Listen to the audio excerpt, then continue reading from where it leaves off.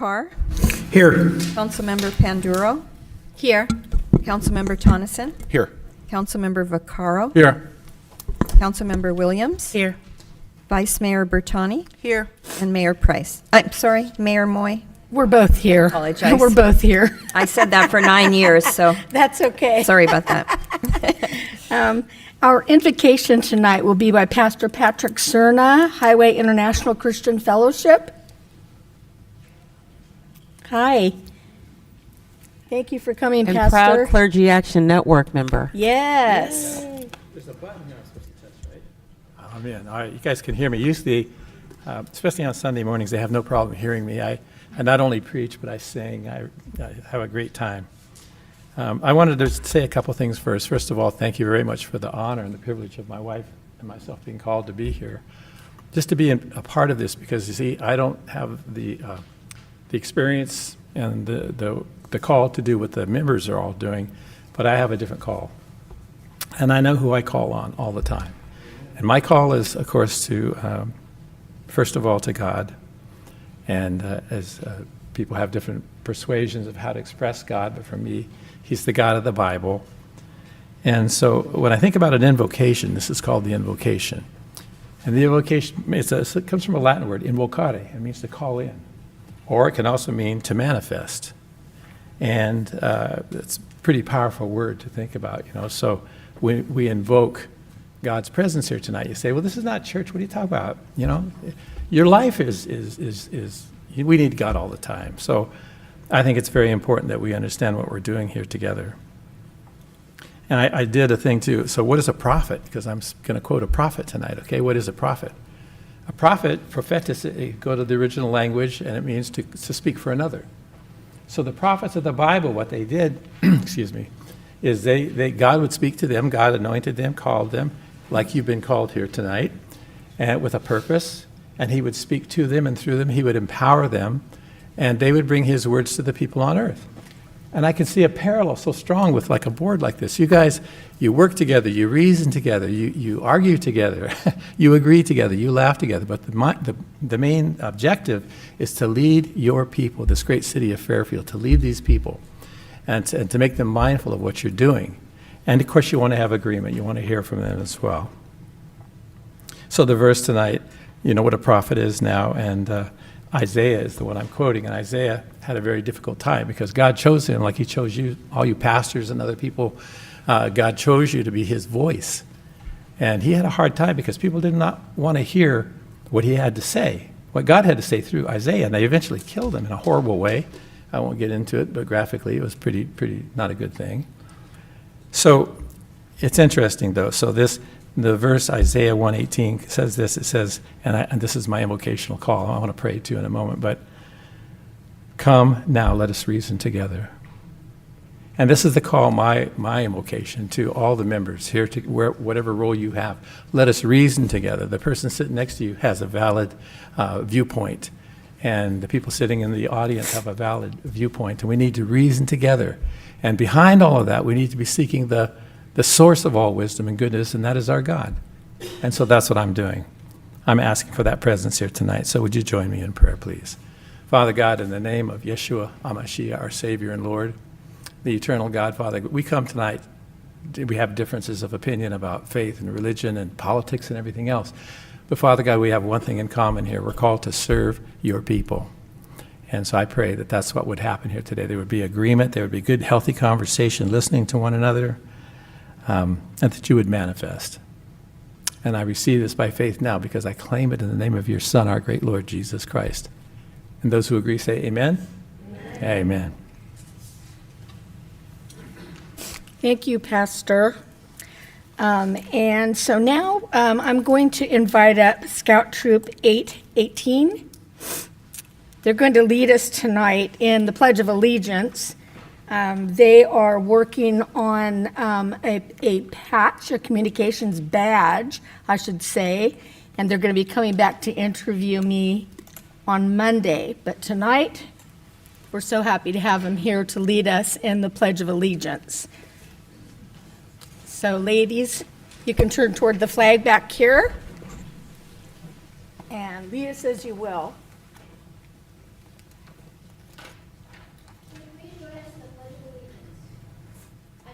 allegiance to the flag of the United States of America and to the republic for which it stands, one nation, under God, indivisible, with liberty and justice for all.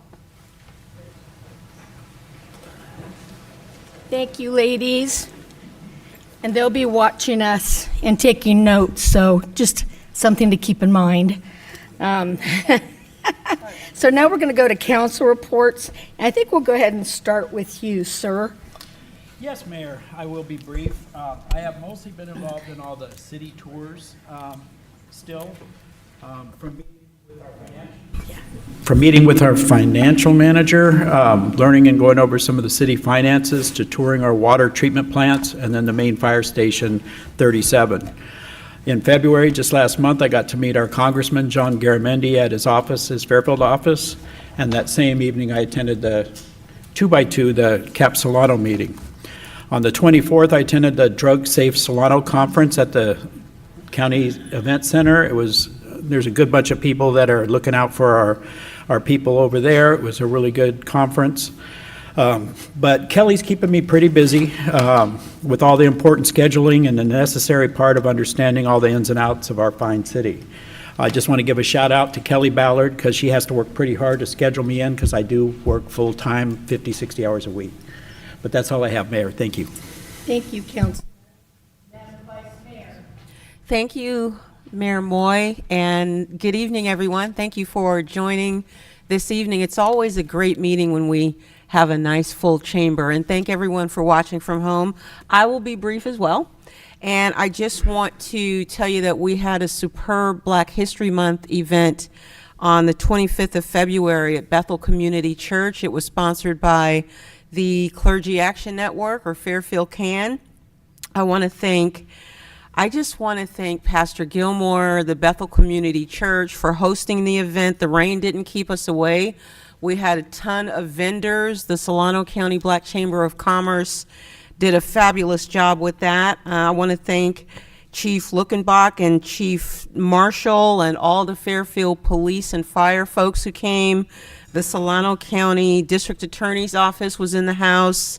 The Solano County Sheriffs were there. It was a wonderful event. We had great programming and a really good bunch of people. So it was, despite the rain, it was very well attended. And I just want to thank, Latan was there. And we just had lots of staff there, and it was just fabulous. So I thank Kelly Ballard too, because she's a big part of helping, and Esther, helping to pull that off. And then I just want to remind everyone that the Clergy Action Network is hosting our Easter meal on Saturday, April 1 at Willow Hall, which is right across the way. And we'll be starting up at 11 if you would like to volunteer for that. That would be great. Just come on down on Saturday morning. That's a Saturday morning, and we'll be serving a sit-down meal fit for kings and queens. And the last Clergy Action Network thing I'll mention is the upcoming Juneteenth Festival that we will be having at the county lawn. This, just like last year, this is our second annual Juneteenth Festival. It will be on June the 17th. That's also a Saturday. And we will have more information rolling out to you about that as we get closer to the event. That's all I got. Thank you, Madam Vice Mayor. Councilwoman Panduro? Thank you, Mayor. Good evening, everyone. I just wanted to make note that tomorrow for International Women's Day, there is an event being hosted by the Fairfield PD and Liberty Church. It's a free event. It's open to everybody. It looks like it's going to be pretty amazing. There's going to be a lot of different topics going around about women empowerment and the role of women in our society. There's going to be resource tables, entertainments, arts and crafts, and it will be held in English and Spanish. And again, it also will be held at the Community Center at Willow Hall on 1000 Kentucky Street from 6 to 8 p.m. So looking forward to seeing some of our community out there. And then just second, I wanted to thank Congressman Garamendi and his staff. They were so warm and welcoming to me while I was out in DC this past week. I was able to sit with them, and they let me know that we have some federal funding coming down the pipeline for our city. So looking forward to getting some more information about that to see how we can best use those dollars to move our city forward. Thank you, Mayor. Excellent. Councilman Vaccaro? Yeah, thank you, Mayor. So I'd like to ask you, Mayor, if we could adjourn the meeting tonight in honor of Mary Marsh, who passed away, I want to say a couple of weeks ago. Mary and I served together on the Juvenile Justice Commission back in the mid-'90s, where you inspect the different jails and, how they deal with youth, incarcerated youth. Also, Mary worked at Vanden High School for a long time. Her son, Reggie, and I were administrators together in Fairfield for a number of years. And she was an activist in the community, too, Women in Action, multiple. Actually, I think the Marsh family started a scholarship for a sister grad and another, I think, at Vanden, too. So if we could adjourn in her honor tonight, I'd really appreciate it. Absolutely. Okay, second thing, I did attend the Firefighters Association, the awards. Chief, great job. I think you had 40 minutes, right? 45 minutes? Okay, I'll call Tony and tell him you beat him by a lot, yeah. No, it was great, actually, all well-deserved, of course. Councilwoman Pandora and I, who sit on Cap Solano, we had a meeting on February 23rd, and we're very successful. I think we're starting to move forward. We're starting to really coordinate with the other cities, which is so important because we're that regional perspective of dealing with the homelessness issue. So, and also the last thing I wanted to say was I am working with a couple of the LLMDs in my district. I have a meeting with the board up in Rancho Solano on Thursday night just to hash out a few things, and I think we're making some progress. So that's my report. Thank you. Thank you for doing that, Councilman. Councilman Tonneson, please. Thank you, Mayor. I've got a few things I'm going to say tonight. I've received several calls, most recently from Mr. Gary Jensen, about e-bikes in Rockville. And I know it's been the discussion of, several people, but I'd like to see if we can agendize that, if I could get a second on that for... I'll put it on the agenda, sir. All you have to do is ask. I'll second it. All right, thanks, Doug. And then the facade program downtown, if you haven't been downtown lately, please go. But the downtown is really shaping up. They've got a facade program that a lot of the businesses are taking advantage of, and it's really the downtown is starting to look much better. Like I said, if you haven't been there in a while, maybe go take a look at it. Also, I wanted to the homeless in this town. Homeless is at the top of everybody's list, or the majority of people. And the teams that work on the homeless, they do an incredible job. So I just wanted to announce them. If people don't know, there's three main teams, and of course code enforcement with Jeremy and company are there too. But the HIT team is the homeless intervention team. That lieutenant is Kelly Rombach. Their sergeant is Sean Tim.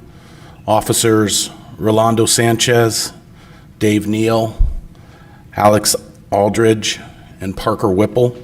The CSO is Jessica Vinatieri. And Marianne Dawkins is the social services, and that's just for the HIT.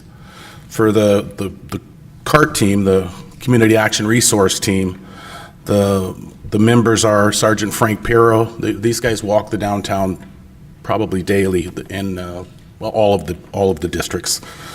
Sergeant Frank Pirro, Officer Jennifer Cruz Rios, Officer Terrence Brownridge, Officer Nate Strickland, and Officer Tom Shackford.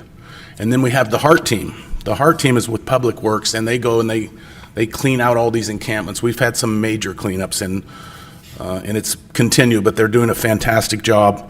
The HEART team is Brandon Garcia, Rick Joyner, Paco Rico, Juan Garcia, and we want to mention the Homeless Services Divisions, Delaney, Linden, and then certainly Anna Giles too. But you guys are doing a fantastic job. It's a lot of work to deal with the multiple directions that they have to go, because they get calls from us, and we get calls from homeless people. On homeless folks. But there is a website on our city website. You can also, anytime you go there, if you want to report homelessness or street lights out, anything that's that you see in the city that you want to get our attention. The website has been working out well, so go ahead and do that if you'd like. But again, I just wanted to thank our homeless intervention team, HEART team, and the CART team. Thank you, Mayor. Thank you, Councilman. Councilwoman Williams, please. Thank you, Mayor. I wanted to start by saying happy International Women's Day, which is tomorrow, March 8th, to all of us self-identified women. I think it's a great moment to pause and think about what is uniquely wonderful about us women, us ladies, and also to look at our little girls and really think about how to pour into them. I had a meeting with John Ferrato, our finance director, and really got a great primer about our city budget, and looking forward to having a few more meetings with him. I just came back from Washington, D.C., on behalf of our Fairfield Sassoon Sewer District, where I'm an second alternate on that board. And so CASA is the California Association of Sanitation Agencies. It was an amazing 2 days. The first day we learned about legislation priorities, federal, for sanitation agencies. So that was really amazing. And I tell you, one of the items that were on our priority list really connected with me, because I remember during the pandemic, I remember seeing YouTube pictures of pipes that were all filled with wet wipes. They were saying, listen, do not use wet wipes. And so you could see those. And now, only for a year, 2 years later, it was on one of the legislation priorities. So when we went to Congressmember John Garamendi and Mike Thompson's to lobby the next day, we talked about all these priorities. But to have priorities that that I could connect with was pretty powerful. Also, I was able to kind of do a sidebar like you, City Member Panduro, about earmarks and about dollars for for our city, and look forward to later in the night talking about talking with our agenda item at the end about our priorities and connecting those earmarked dollars to priorities that we care about in the city. Thank you. Thank you, Councilwoman, and happy Women's Day to all the women here and there and out there in ether world who are watching. Tonight, I'm going to report on a couple of things. First, I want to say to all of our Jewish friends, Happy Puri. We all love Esther, who've read the Old Testament and the Bible. What a strong woman she was, as we're here talking about Women's Day, International Women's Day tomorrow. So happy Purit, and I'm sorry I couldn't come to the celebration tonight that you invited me to, because I'm here. I also want to report that I was really blessed on Sunday.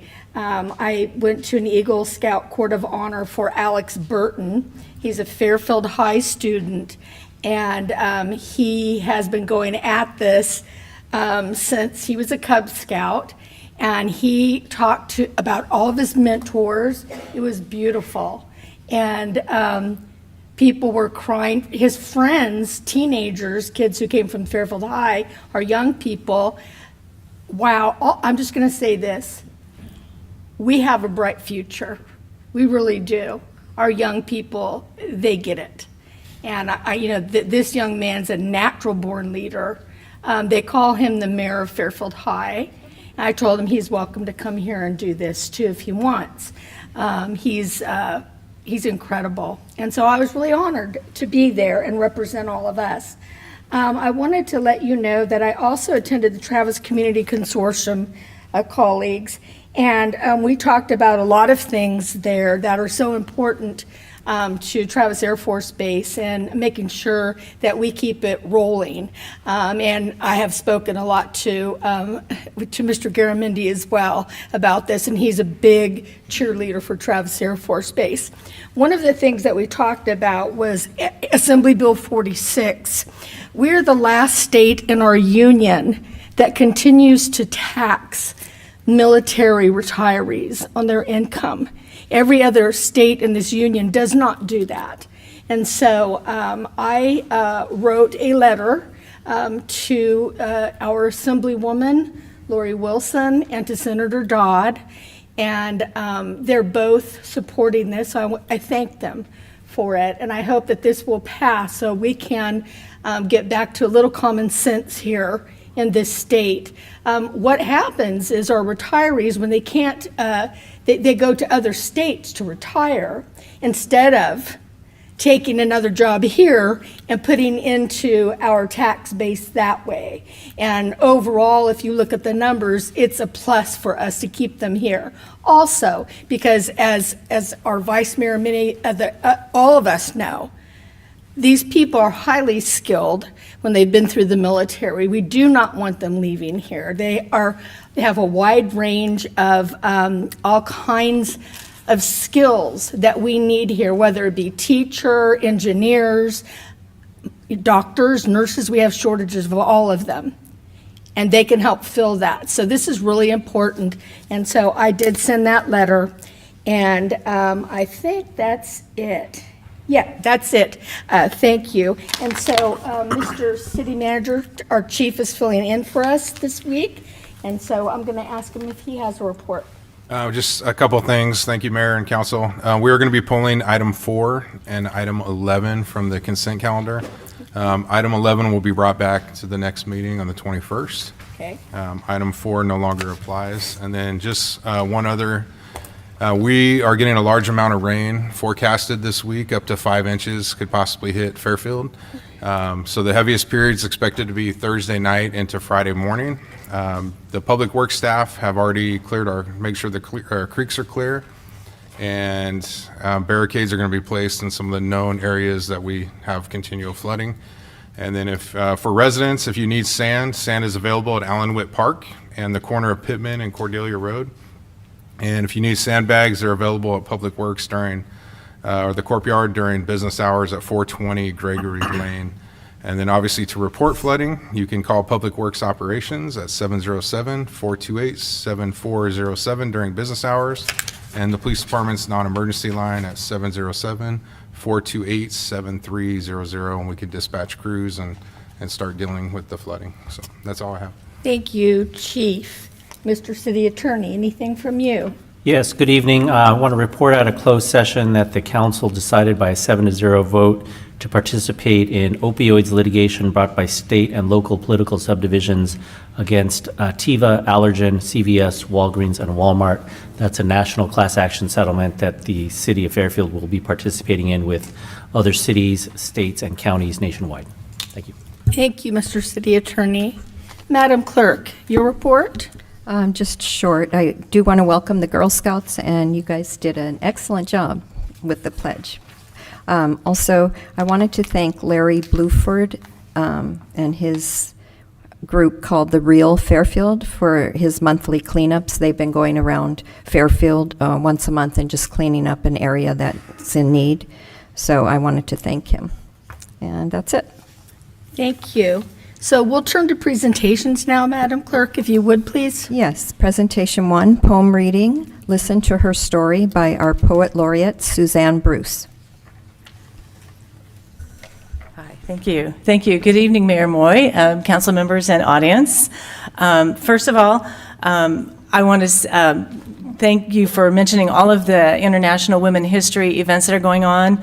Also, the Solano Commission for Women and Girls is also hosting a luncheon on March 24th from 11:30 to 2 at the Nelson Center. So please come to that as well. Yeah, absolutely.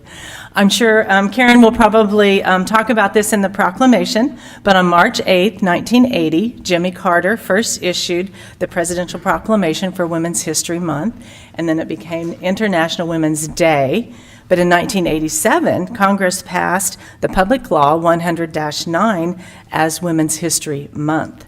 For 13 years, I've participated with the Solano County Library Foundation Women's History Luncheons by writing poems for those. Each year, there's a specific theme. This year's theme is celebrating women who tell our stories. It focuses on the recognition of women, past and present, who have been active in all forms of media, and honoring women in every community who have devoted their lives to producing art, producing truth, and reflecting the human condition decade after decade. Last week, I was watching a YouTube with the National Women's History Museum called Sundays at Home, and I learned about a person named Elsie Robinson, who in the 1940s was one of the most read columnists in the United States. It was through her dedication and her persistence that helped pave path for women writers. I believe later she ended up working for William Randolph Hearst. Women like her were instrumental in word and in print to teach us the lessons of those who came before us. So my poem is Listen to Her Story.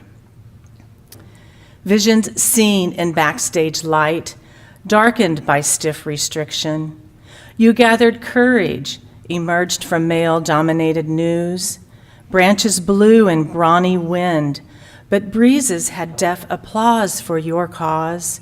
To encourage equality, your stories should be heard. Go hand in hand with wisdom harvesting change. You did not want your reports be fashion and pretty things, no longer a sidebar on pages about men. Listen, your strong voice rings of knowledge, a new lens with worldly views. Peer inside this mind of grit, contributor of culture. Education leads to justice, perseverance a window. Your firm hand opens truth to history and tomorrow. Thank you. Thank you, Suzanne.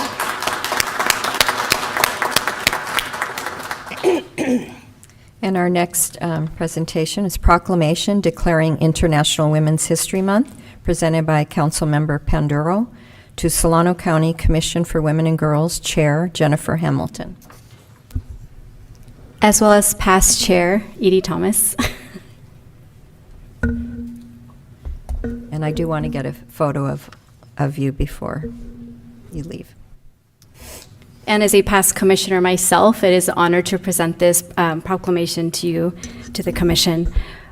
So National Women's History Month, March 2023.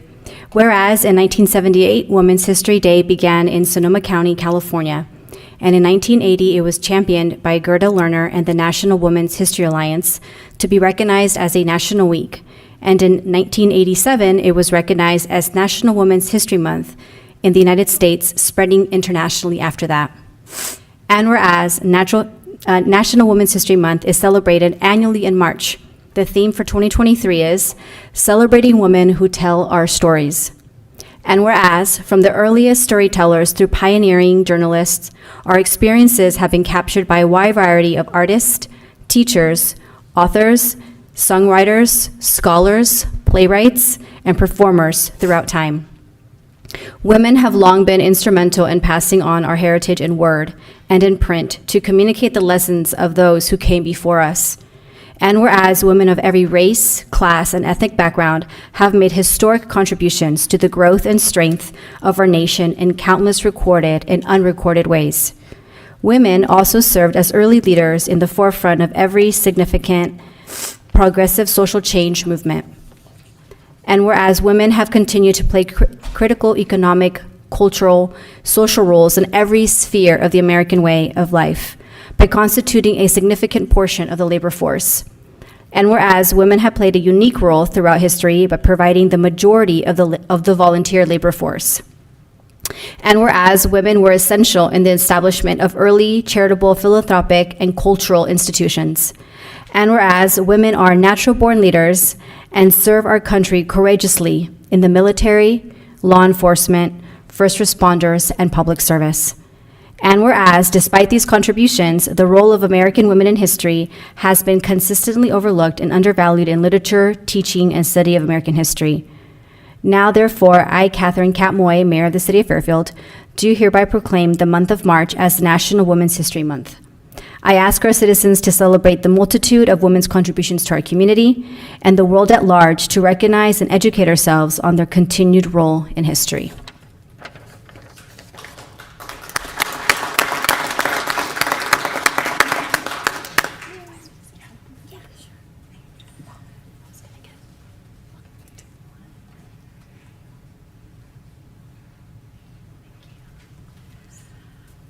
Thank you so much for allowing the Solano Commission for Women and Girls to accept this proclamation. And thank you, too, for being one of the few cities in this county that consistently does this every year. We really appreciate it.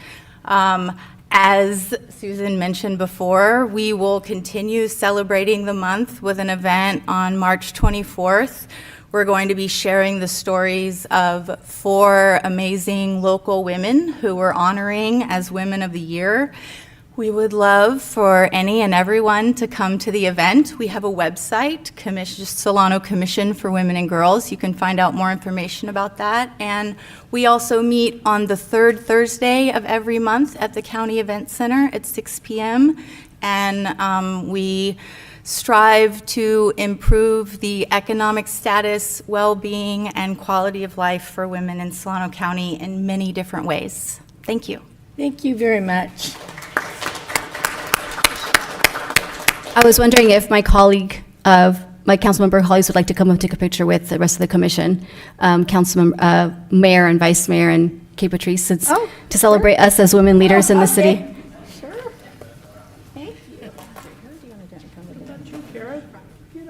Karen. Yes, Karen.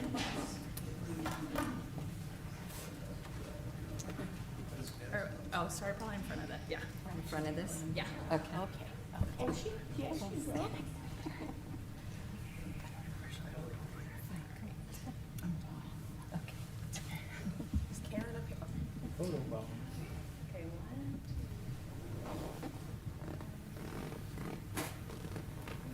Thank you.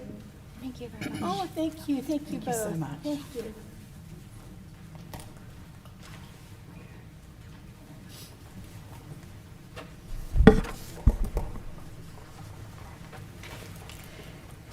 And our next section is public comments. Persons wishing to address the city council on subjects not on the agenda but within the jurisdiction of the council may do so at this time. The council cannot discuss or take action on matters not on the agenda for this meeting, but council members may briefly respond to statements made or questions raised by the public, ask for clarification from staff, refer the matter to staff, request staff to report back to the council at a subsequent meeting, or place the matter on a future agenda. To speak on an agenda item, please use the raise your hand feature if you're online, or press star 9 on your phone. Speakers are limited to 3 minutes per item. Thank you. And our first speaker will be Jim Englebright.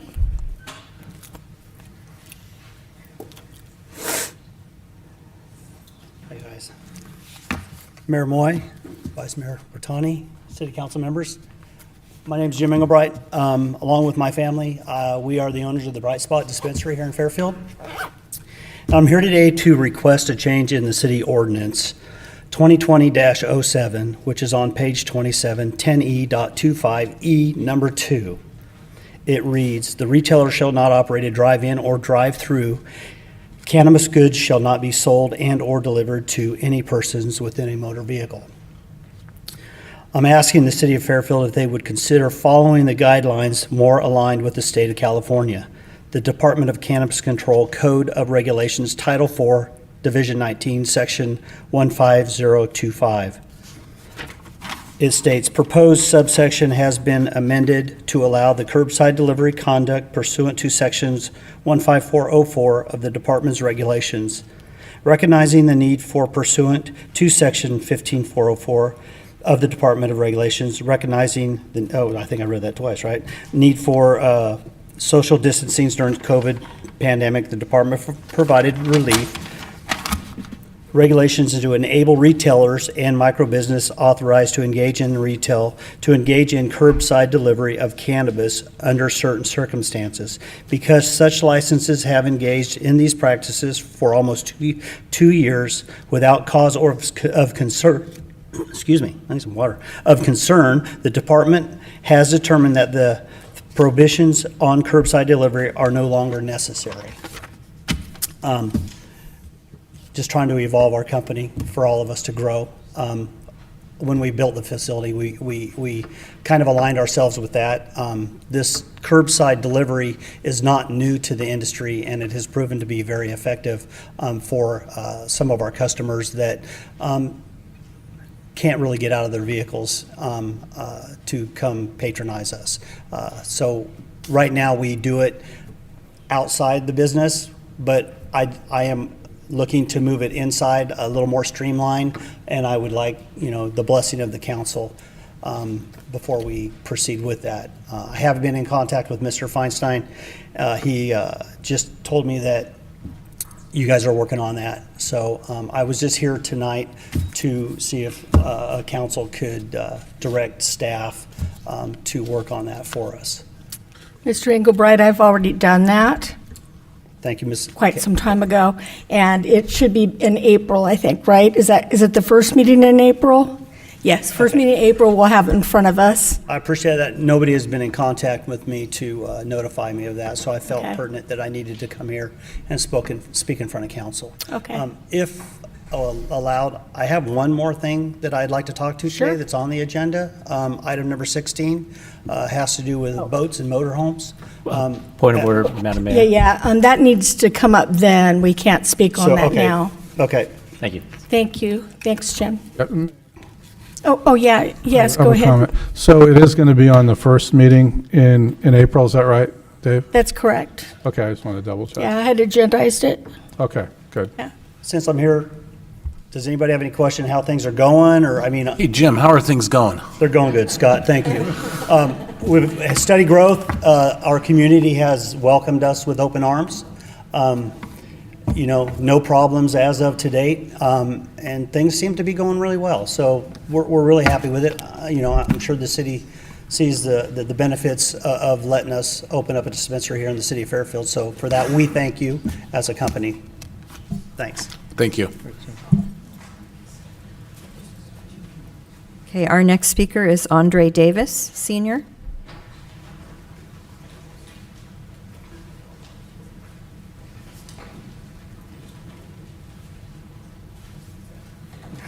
I know some of y'all. Hey, really quick, I just want to read a poem from Martin Luther King, since it was Black History Month last year, real quick. It says right here that I'm convinced that people don't know each other because they fear each other, and because they fear each other because they don't know each other, and they don't know each other because they don't communicate with each other, and because they are separate from each other. We want to let you know we're a band of believers. I don't know if you guys know us now, but we go out every 2 weeks and we pray for you guys. We pray for our community. I want to break down what community is to us. It's this community of people living together in one place, especially one practicing common ownership. We want to let you know we're here to pray for you. We're here to stand next to you. We go out with the law enforcement every 2 weeks. We want to invite you guys to come sometimes. It's very important with everything going on right now in the world. I believe that community is that what I said, and what is time? Time. We got to spend time together, and that's why we're here tonight with a couple of our team. We're running about 60 deep, and we're different houses of God. We're different churches together as one body. So we're letting you know that. We're letting you guys know that, and come. And I believe that love is going to conquer all this separation, that's hidden. And how do you spell love? T-I-M-E. If we don't spend no time, no unity, no community. I'm looking at community, and it's got unity in it. Otherwise, it's just calm. You know what I'm saying? So we just want to let you guys know that we're praying for you. We're bold. We go everywhere. We go to the city, I'm getting caught up on my words, but I'm really talkative. But we go to the jails. No, it's okay. Okay. We go to the jails. We go to the City Hall, we go everywhere, and we just pray, okay? Because the Bible says when 2 or 3 are gathered in his name, he's there. He's going to do what he's going to do. So we want you guys to have confidence to know that you got people out there in them streets coming together as one, and that we're backing you up in everything we do, okay? So be blessed. We're going to, we'll be able to introduce yourself. And my name is Dre for Christ. I've been here for 62 years strong, you know, in our community in Solano County. And we got to get better. I know we got to get better with each other. And we just want to tell you, we thank you for what you do. We're backing you what you do, and it's all good. Amen. All right. Amen. Thank you. Yes. Amen. And our next, oh, are you the next speaker? Oh, okay. Tammy Harrison. Yeah, we're Okay. Hi. Thanks for having us here. We appreciate just open mic. I want to introduce myself. I'm Tammy Harrison. I am with Band of Believers. I've been in this city for 30-plus years. My husband, when he comes up, he'll tell you more. He's been here longer than I have. But I believe that it's really important that when there's an issue, that it needs to be covered with prayer. I worked in the Sheriff's Department for 18 years and retired from there. So I've seen the good, the bad, and the ugly. And I know everything soaked in prayer will come out for the good. God is in control. I'm going to press on. Hi, my name is Annette Davis. I'm Andre's wife. And I, too, am a Band of Believer. I've been in Fairfield my entire life. And I work for Community Action North Bay, so most of you probably know who that is. So I do know firsthand what the issue is with the homeless and what have you. So thank you. Thank you guys for your time. Hello. My name is Michael Harrison, and I've been in this community 59 years. I served this community 28 years in the Sheriff's Department. I'm retired, which is wonderful.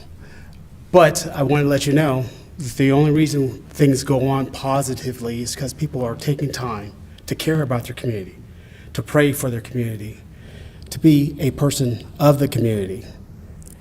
We just want to let you know we're here supporting the community, because without community, as it says, we don't have no unity. Thank you. Hello, my name is Patricia Gray, Pat Gray, and I am a part of the Band of Believers, and I really enjoy being a part of it. I really enjoy praying, you know, for all the different things that go on. And one thing that's very, very important to me is the children, because children, they live what they learn, so they have to be taught from like 0 age on up. And also, some of you probably done heard my name before, because I'm a police employee and have been for over 32 years, so thank you. Hi, I'm Roxanne Medeiros. I've been here in the community for about 5 years. I also work with Kaminar Mental Health Employment Services, and my focus is here to pray over the community and pray over the youth and stop blaming the parents. Thank you. Hello, I'm Steve Garcia. This is my daughter, my 2 teenage sons, Anthony and Nico, and we're part of the Band of Believers.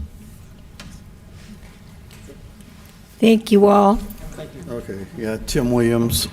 We came here in '62. I've been here for a little bit, seen all the changes, good and bad, right? You know, and like said, Mr. Tonneson about the homeless, that's a topic du jour, you know, and everyone wants to throw money and resources, and people don't know what to do, but we know. The answer is the church. Bottom line, it's the church. And nothing will change without God. Nothing. That's right. You're praying for the community. And that's the only thing that's going to make a difference, is prayer. Amen. We look forward to seeing you all on the National Day of Prayer. Every 2 weeks. Okay.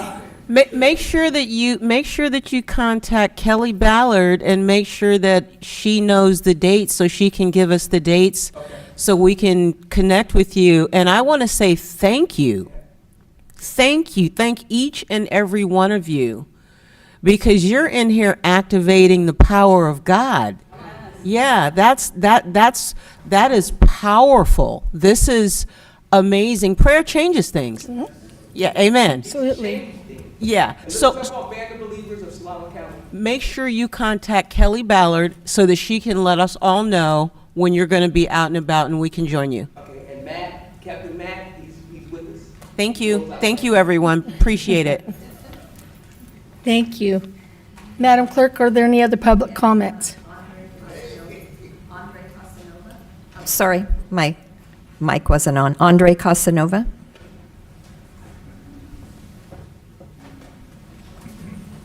Good evening, Mayor and council members. My name is Andre Casanova. I'm a carpenter, and I'm just referring to item 3, when we be building these public homes and these projects, that we could put some type of language in there where we could have some type of local hire, apprenticeship programs, health and welfare, and a prevailing wage, something that could help out the whole community. Those who graduated out of high school could have a good paying job right here in Fairfield instead of commuting far distance. So when you do these projects, could you just keep the less fortunate of us in mind? Absolutely. Thank you. Mm-hmm. Thank you, sir. Our next speaker is Sandra Lowe.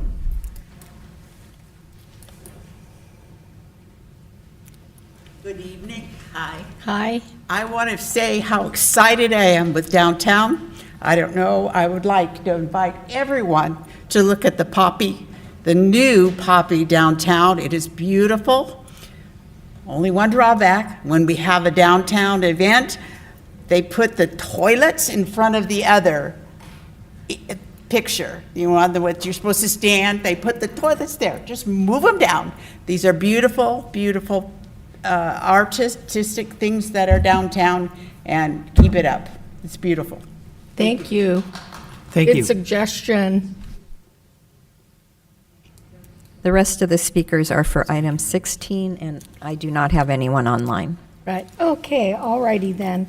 So we're going to go ahead and go for the consent calendar, Madam Clerk. Okay. Do we have Housing Authority first? Excuse me? Do we have Housing Authority first, or was Oh, that yeah. pulled? We do have it, don't we? Yeah, we do. Oh, okay. Yeah, sorry about that. That's okay. The holding of a joint meeting of the City Council and Housing Authority entitles the council members to receive additional compensation of $35 for attending this joint meeting. And I do need to take roll call. Commissioner Carr? You just say here. Commissioner Panduro? Here. Commissioner Tonneson? Here. Commissioner Vaccaro? Here. Commissioner Williams? Here. Vice Chair Bertani? Here. And Chair Moy. Here. Thank you. All matters listed on the consent calendar for Housing Authority are to be approved with one motion unless a member of the authority or the public requests that separate action be taken on a specific item. And Chair Moy, Yes. Mr. Casanova spoke at public comments, but he spoke specifically addressing item 3, which is this item. So Oh. technically, he's already spoke on it, but because it's the only item for the Housing Authority, we can pull it off consent calendar, but at this point, according to the chair and the board can either just make a motion at this time, have Okay. discussion, but I think we would note that Mr. Casanova made a comment regarding this one, so. Okay, thank you. Thank you for that note. Okay, sorry about that. No, it's quite all right. Okay, so we've heard from the public on this. Is there any other public comment? No. No? Okay, it comes back to you all. So moved. We've got a motion, Second. a second. All in favor? Aye. All right, it's unanimous. And now we'll go to our consent calendar, Madam Clerk. Okay. Consent calendar. All matters listed on the consent calendar are to be approved. Sorry, Madam Clerk. We need to adjourn as a Housing Authority and reconvene as a City Council. I kind of just did it, so. You did, didn't you? Thank you. Thank you there, Mr. City Attorney. problem. All matters listed on the consent calendar are to be approved with one motion unless a member of the city council or the public requests that separate action be taken on a specific item.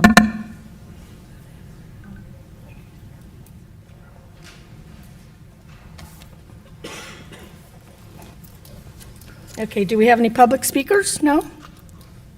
No, I do not. Okay, then I'll entertain a motion to approve consent. So moved. So moved. Second. And a second. All in favor? Aye. Aye. Okay, colleagues, I was Now, asked. that was excluding items 4 and 11, correct? Yes. That is correct. Okay. What is the last item number? 4 and 11. See, we don't have those little things that you have, so you want to move 16, right? I got them. You got it? Sorry, what's your question? Oh, you do. How come I'm the only one without them? Okay. We're going to move this around. So we're going to take item 14 first. Oh, okay. Oh, last. I'm sorry. We're going to do 14 last. We're going to move right on to the others then. Sorry about that, you all. Mayor, Yes. I'd like to maybe make a motion to item 16, since we have speakers here. Yes. If we can move that to be the first item. Absolutely. That's perfect. We'll do item 16 first, and then we'll do 15, and then we'll go back to 14. Okay? All right. Actually, so- Madam Mayor, you still have 13. And 13. So do you want to do do you want to do 16, 13, 15, 14? I'm going to need some help with that. Okay. So I think it's 16 first, then 13 second, then 15 third, and 14 fourth. All righty. Okay, got it. So we'll start with 16. Thank you, Councilman. And dollar yo. Okay, item 16. Item 16, public hearing and first reading and introduction of ordinance 2023-07 of the City Council of the City of Fairfield, amending Chapter 11, Section 7-2, regarding the use of streets for vehicle, boat, etc., storage prohibited. And our presenter is Jeremy Prophet, Police Support Manager. Mayor, Council, and Community of Fairfield. Yeah, my name is Jeremy Prophet with the Fairfield Police Department, Police Support Manager overseeing code enforcement and community outreach and engagement. So it's a privilege to be here again tonight and discuss an amendment to an ordinance that we already have, but it elaborate so we can better enforce and have a better tool to enforce this.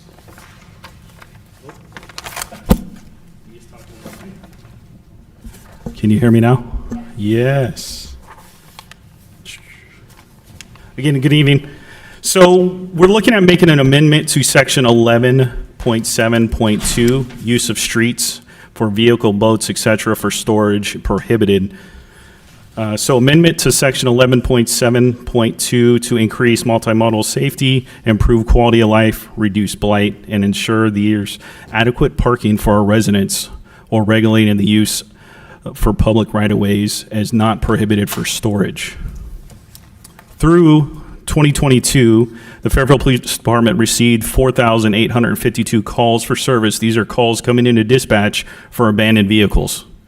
This has not included the additional ways that you can report, such as the My Fairfield app and calls to code enforcement. There's an additional 650 averaged reports for these same incidences on those devices and reported to code enforcement. The Fairfield Police Department's Vehicle Abandonment Program, which is what falls under this, is designed to abate vehicles that are public nuisances. Nuisance vehicles include abandoned, wrecked, dismantled, inoperable, unregistered, and or unmoved for more than 72 hours. Abandoned, wrecked, and dismantled and inoperable vehicles can create conditions that promote blight, attract crime, create hazard conditions to the public, and reduce value to property. So as you'll see, currently this is our ordinance. It's very vague, very short, about 4 lines. We're looking to amend and help clarify and expand this to about 3 pages, adding definitions. So currently it reads, no person who owns or has possession, custody, or control of any motorized or unmotorized, so no Fred Flintstone vehicles included, but not limited to trailers, boats, etc., shall park such motorized or unmotorized vehicles upon any street, alleyway, or public parking lot for more than a consecutive period of 72 hours. So responding to these calls for service and these needs, we've found a lot of loopholes that people will contribute to, and it's frustrating. Currently, we have one full-time CSO in our traffic unit dedicated 40 hours plus to vehicle abatement. Code enforcement also participates in that, and our CSOs, community service officers, participate in addressing these calls for service. And the loopholes we're finding is, while we're trying to address these vehicles that are being stored, they're simply moving them 2 inches to around the city of Fairfield. So the blight, it's kind of like kicking the can down the street. It's still someone's problem. So what we're looking at with this amendment is to address those issues and close those loopholes while trying to clean up the blight, the hazards. You know, some of these larger vehicles restrict line of sight for drivers and could cause vehicle accidents, and we want to kind of clean that up. So I'm going to highlight this. Again, with this change, it will be unlawful for a person to park or leave standing any vehicle, boat, or recreation vehicle on any public right-of-way at any time for a period exceeding 72 hours. So we're expanding upon that, and that is what we find is folks have parked these vehicles for storage on pretty much any property. It could be a park, it could be a city parcel. They just continue to find unique ways to store their vehicle. It is also would be unlawful for any person to park an oversized vehicle or trailer unconnected to a vehicle on any public right-of-way at any time. So if you have these trailers, these RVs, these fifth wheels that are not connected, they're extremely hazard. They could tip over and fall on children that may be playing with them. We want to stop that. We're currently one of the few cities that do not have an ordinance in place to prohibit these activities. A lot of cities around us in our county already have these ordinances in place. Item number 3, it is unlawful for a person to park or leave standing any vehicle, boat, recreation vehicle in any city-owned parking lot at any time unless for persons conducting city-related businesses during business hours and location in which the parking lot is designed or designated. So again, this is parks in other areas, city parking lots that folks have decided to store their vehicles, so they don't have to store them properly and pay for their storage. They put them on city property. And what they'll do is, once we ask them to leave, they'll go to another city parking lot and park there until we ask them to leave, and we just continue to kick the can down and not address the issues. Because the current ordinance is so vague, it's again 3 to 4 sentences. 4, it is unlawful for a person to park or leave standing any vehicle, boat, or recreational vehicle less than 30 feet from the corner of any street so as not to impede the visibility of other motorists. So that's something new that we're looking at adding. Again, that's for vehicle safety for those. And if you've ever driven down a road when there's a large vehicle and you can't see around the corner, it is dangerous. Number 5, it is unlawful for a person to leave any junk, debris, or public health hazards on top of, around any vehicle, boat, or recreational vehicle. I put this in there because people are using, not only are they storing these vehicles on the streets, but they've extended their garages to these things, and they store hazards in these vehicles that are now hazards on our public right-of-ways. So there is going to be exceptions, prohibited sections. So number 1 is covering any boat or recreational vehicle parked left standing on any public street in the city so as to allow these use for homeowners, tenants, or out-of-town visitors shall not be prohibited overnight parking on public streets immediately abutting to owner's residence for no more than 72 hours. This means if you're going on vacation, you're going on a camping trip, you have 72 hours to park your vehicle out in front of your house, unload it, load it, clean it, do whatever you need to do, and it needs to be removed from public right-of-way. So basically what we're saying is, yes, we want to give you time to load your vehicle, unload your vehicle, maybe clean it out, take care of it, and then properly stow it afterwards. So there is room for that. Oversized vehicles on public streets that meet the following criteria. So we're allowing vehicles engaged in loading and unloading of personal property, so moving trucks, large moving businesses, any vehicle owned or operated by public utilities or public services. So think of any large vehicle, PG&E, any utilities, anything that needs to come in, maybe Rooter, a company that needs to provide utilities, and it's a large vehicle that's over the limit, can still provide those services and not have an issue. Sometimes they'll come in and do large construction, they have to leave one of their bigger trucks behind. We would make exceptions to that because it's feasible. And vehicles that are designed for wheelchair accessibility. So anything that is for supporting those that need wheelchair accessibility would be exempt for this. So if you have a special vehicle that is a large commercial vehicle that gets you to and from, we would not enforce this on that because you need a special vehicle and you can only store it on the street. Commercial vehicles providing services to businesses such as deliveries or pickups of goods or vehicle otherwise approved by the City of Fairfield Department through the department's permitting process. So again, construction vehicles, stuff that they're working with planning, building, and code enforcement, making arrangements, we will make exceptions for those folks. I do want to make one amendment recommendation. Community members have reached out to us. So we have definitions. I did not outline every definition, but in the ordinance, under item number 6, it outlines what an oversized vehicle. So item number 6, the letter A, the vehicle height, including load height, if any exceeds 7.5 feet, we would like to extend that to 8 feet. We had a few residents that actually measured their vans, commercial vans they use for personal use. They have large family members or large construction or commuter type vans do hit 8 feet. So 7.5, we would like to extend that, amend that. So city clerk, if we can make a change to the city ordinance to item or under definitions, the number 6, the letter A, instead of 7.5 feet, we would change it to 8 feet. And this was due to community outreach asking because their vehicles are right at 8 and not 7.5. And just to be clear, it would be section 11.7.2, subsection A, paragraph 6, subset A, capital A. So 11.7.2A, 6A. And last item, so enforcement.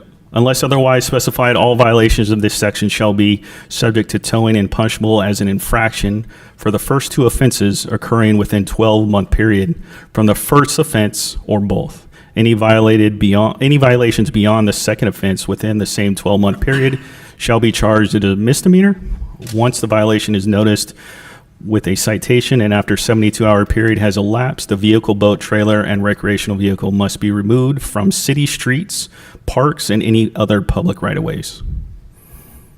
And open for questions. Any questions?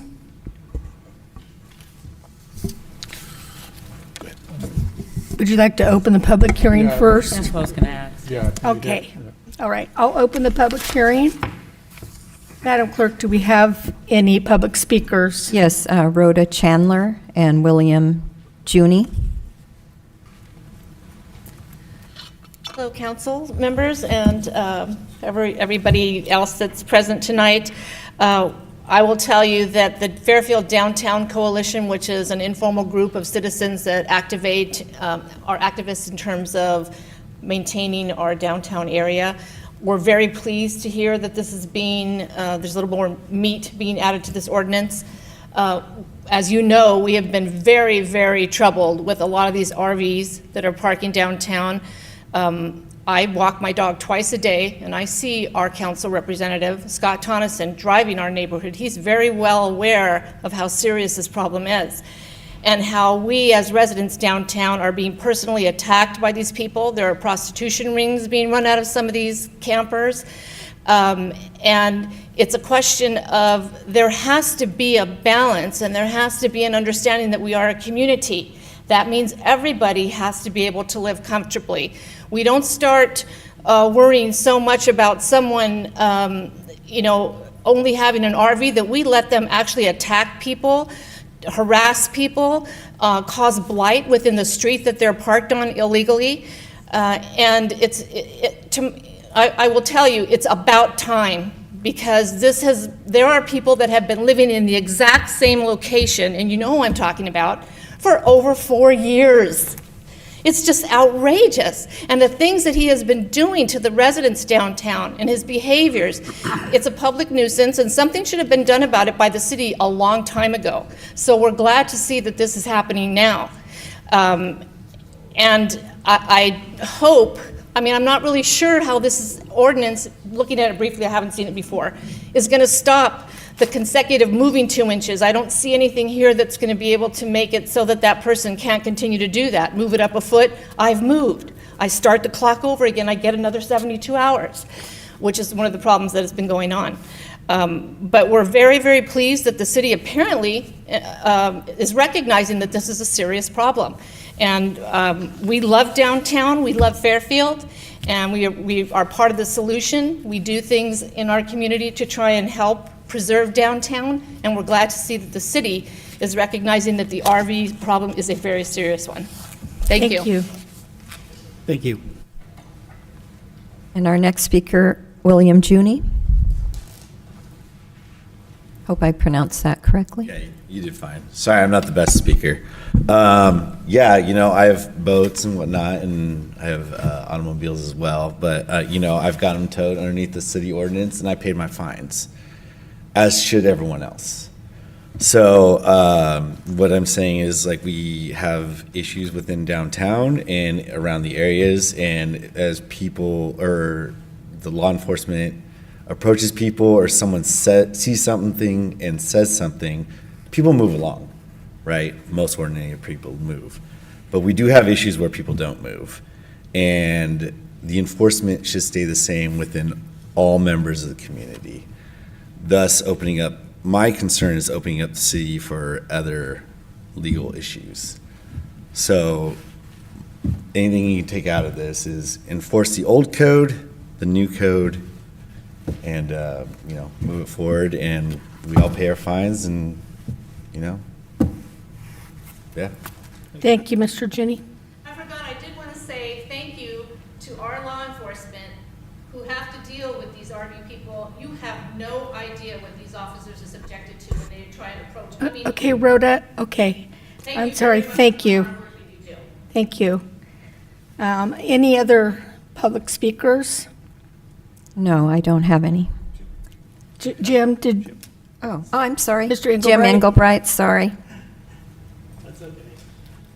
Hi, guys. So I have a very deep knowledge of this industry. I've been one of the towing contractors for the last 35 years for the city of Fairfield, so I've towed my fair share of boats and RVs. Little story, 2 months ago, we towed an RV, which a homeless guy was living in. Police officers went in, searched it. Well, he had a cubby. The guy was living in my storage lot for 2 days, and we found him in there and had to get him out. So that was very challenging as well. So I understand, you know, the need to clean the city streets, but that comes at a monetary value to somebody, and that somebody is me along with the other tow contractors that are on the rotation. It's a heavy bill, to be honest with you. If I would ask of anything, we're on the rotation, we know the deal, we know the program, we're on board with it, but could we get a little help with some storage somewhere? Does the city of Fairfield have the ability to store these motor homes so that it doesn't cost us money, meaning space, at our tow facilities? That's about the only thing I can ask for. You know, you guys give us a lot of help to get rid of them, but we're towing them to Woodland. Nobody in Fairfield will allow it. And you want to talk about filth?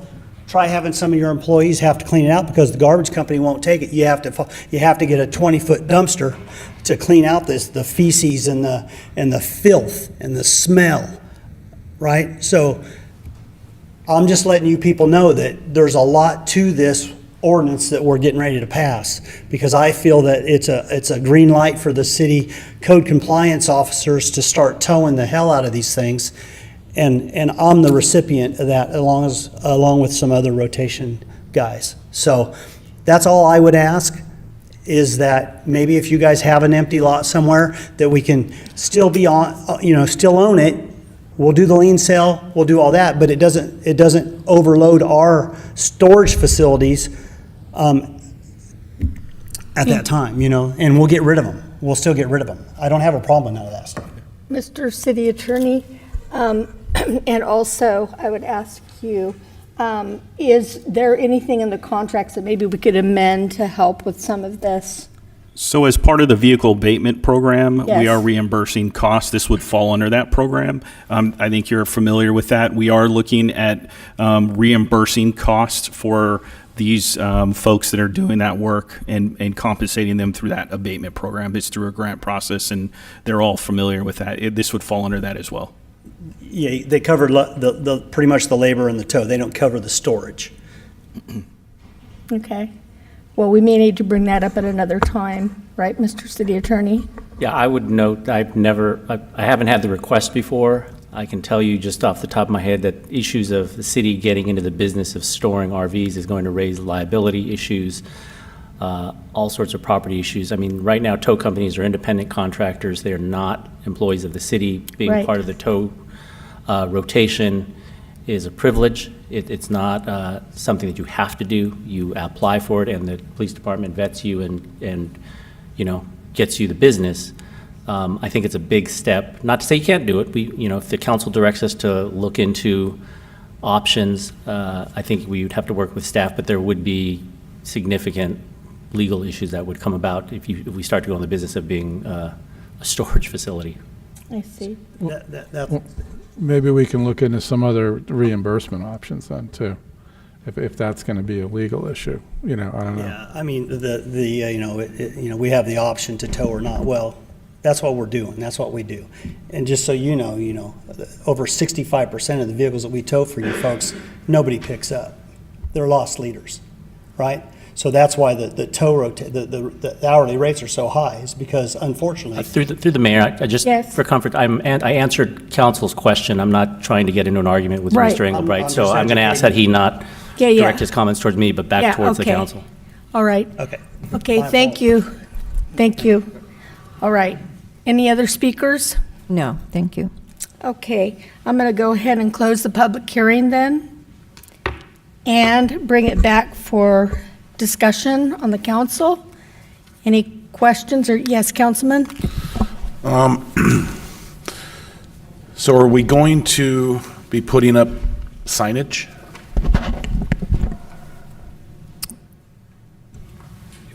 So we discussed putting signage to our entry points in our city. We do not need to put signage at every street corner everywhere. So it'd be entry points is common practice in other cities. Okay. So there will be a minimal amount of signage. That would be the most cost for the city. The rest we can go through our vehicle abatement program and reimburse, which has been a wonderful program and covered a lot of different costs. So minimal signage, and that would be entry points, has been recommended by council. Okay.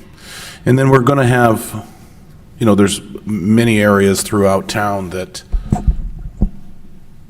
they're probably, they have bigger streets. They're probably not getting harassed as much. I just want to get the word out to, all of the entire city that, hey, this is coming. And I don't know if we can put it on the website but alert folks that this is coming. I think, not to cut you off, I think education campaign is priority and important, so that would be our next step, is once we got guidance from council, is a heavy education campaign between our city's PIO and police department's communication channels, to make sure, we don't want anybody caught off guard, we want to educate. Okay. And then Rhoda makes a good point. If they do move it 2 feet or 10 feet, whatever the number is, is there something in there that's going to prevent certain people from moving it 2 or 3 feet?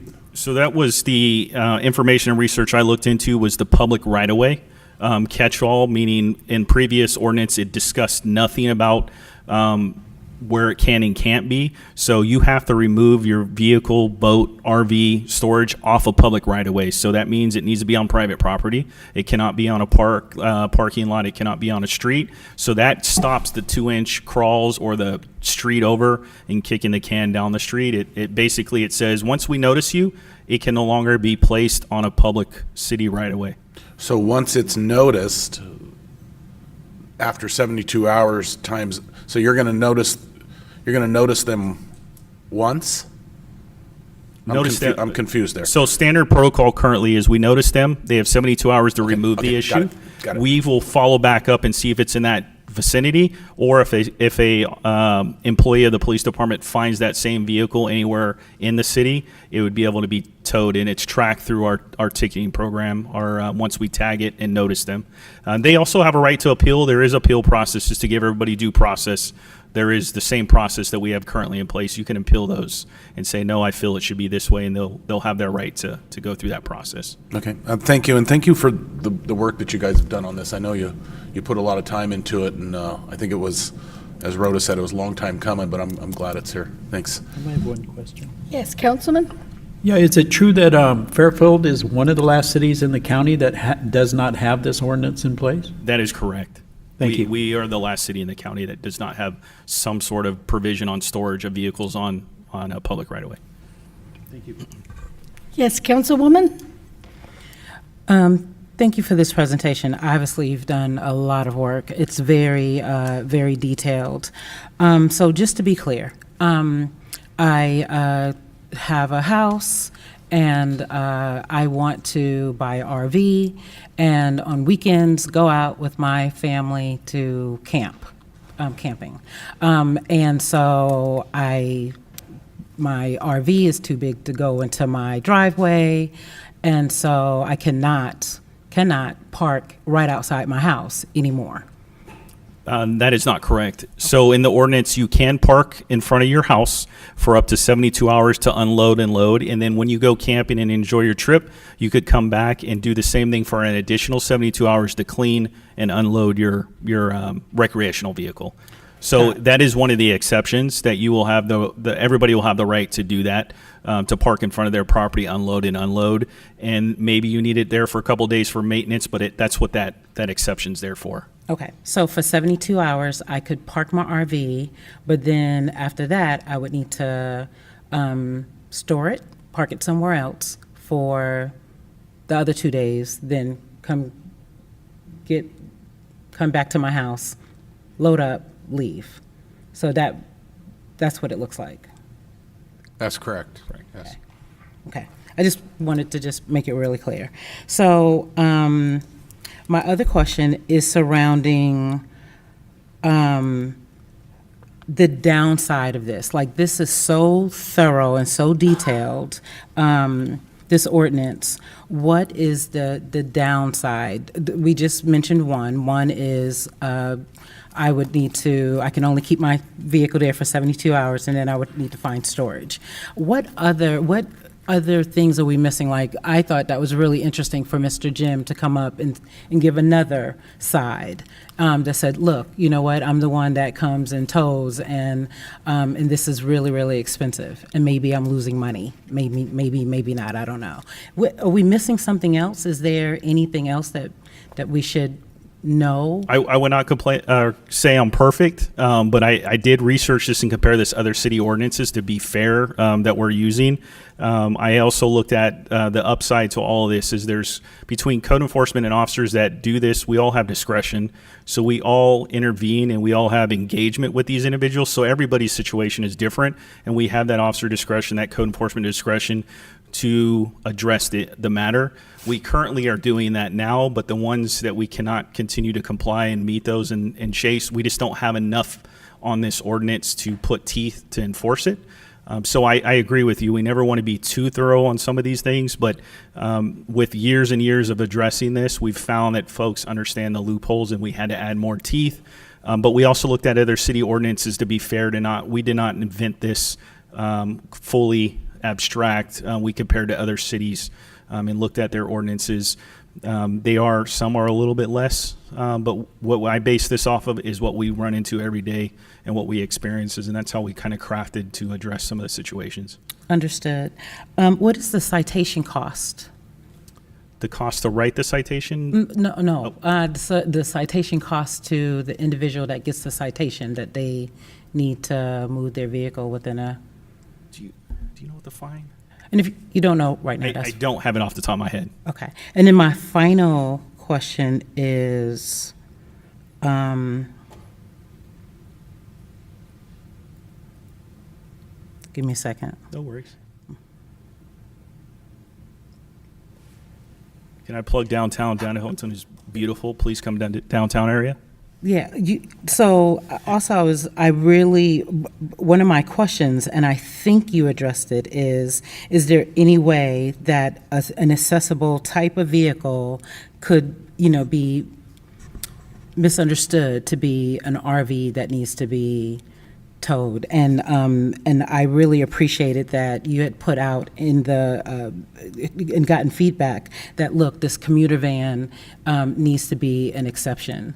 And so if there's something else that comes out that should be an exception, is this something, ordinance, that could be amended, that if we miss something? Yes, we can amend an ordinance if, just like everything we always have over time, things evolve. We can address this again. I think we're very in tune to folks that need accessibility, and I think we'll use our discretion if we have a vehicle that may not fit this description, but we know after the person says, hey, this is how I get around, we would want to use our discretion not to enforce that after we find out this has been, that does not fit the square definition of accessibility. Got it. I do. I now can understand my handwriting. So here's my final question. So my last and final question is about really thoroughly thinking about education. This is a community that may not have access to Facebook and our city newsletter, which is pretty dope, and our website. And so I would really appreciate, and I can appreciate also this might be expensive, but some type of just kind of walking the streets and putting things on people's cars so they're educated as to what is coming down the pike and giving them time to readjust is what I would really appreciate. I 100% support that. Between our crime-free multi-housing program, we would like to go door to door. We do know a lot of our neighborhoods that are congested with parking. We would like to go door to door. Education, I think, is important no matter when we start this, and make sure we get it out, whether it's in multiple languages on tangible pieces of paper. I'm very blessed to oversee that unit, and we're very good at getting feet on the ground and getting those. Community partnerships will be important in this as well, reaching out to all those. Definitely on point with that. And if I could, just real quick, compliance is always our goal in this. It's not to cite and bill people. So if we can look at giving warnings for first times. Obviously, this is a new ordinance, and so like I said, we're looking for compliance and safety in our roadways and decrease of blight. So that's the bigger issue, and so warnings would be also something we could do for those first offenders going for at least the first year or so. And Councilmember Williams, to go back to your question about costs for the citations, under Fairfield Municipal Code Section 1.7, where the cost is not noted in the actual law, first infraction is $100, second infraction is $250.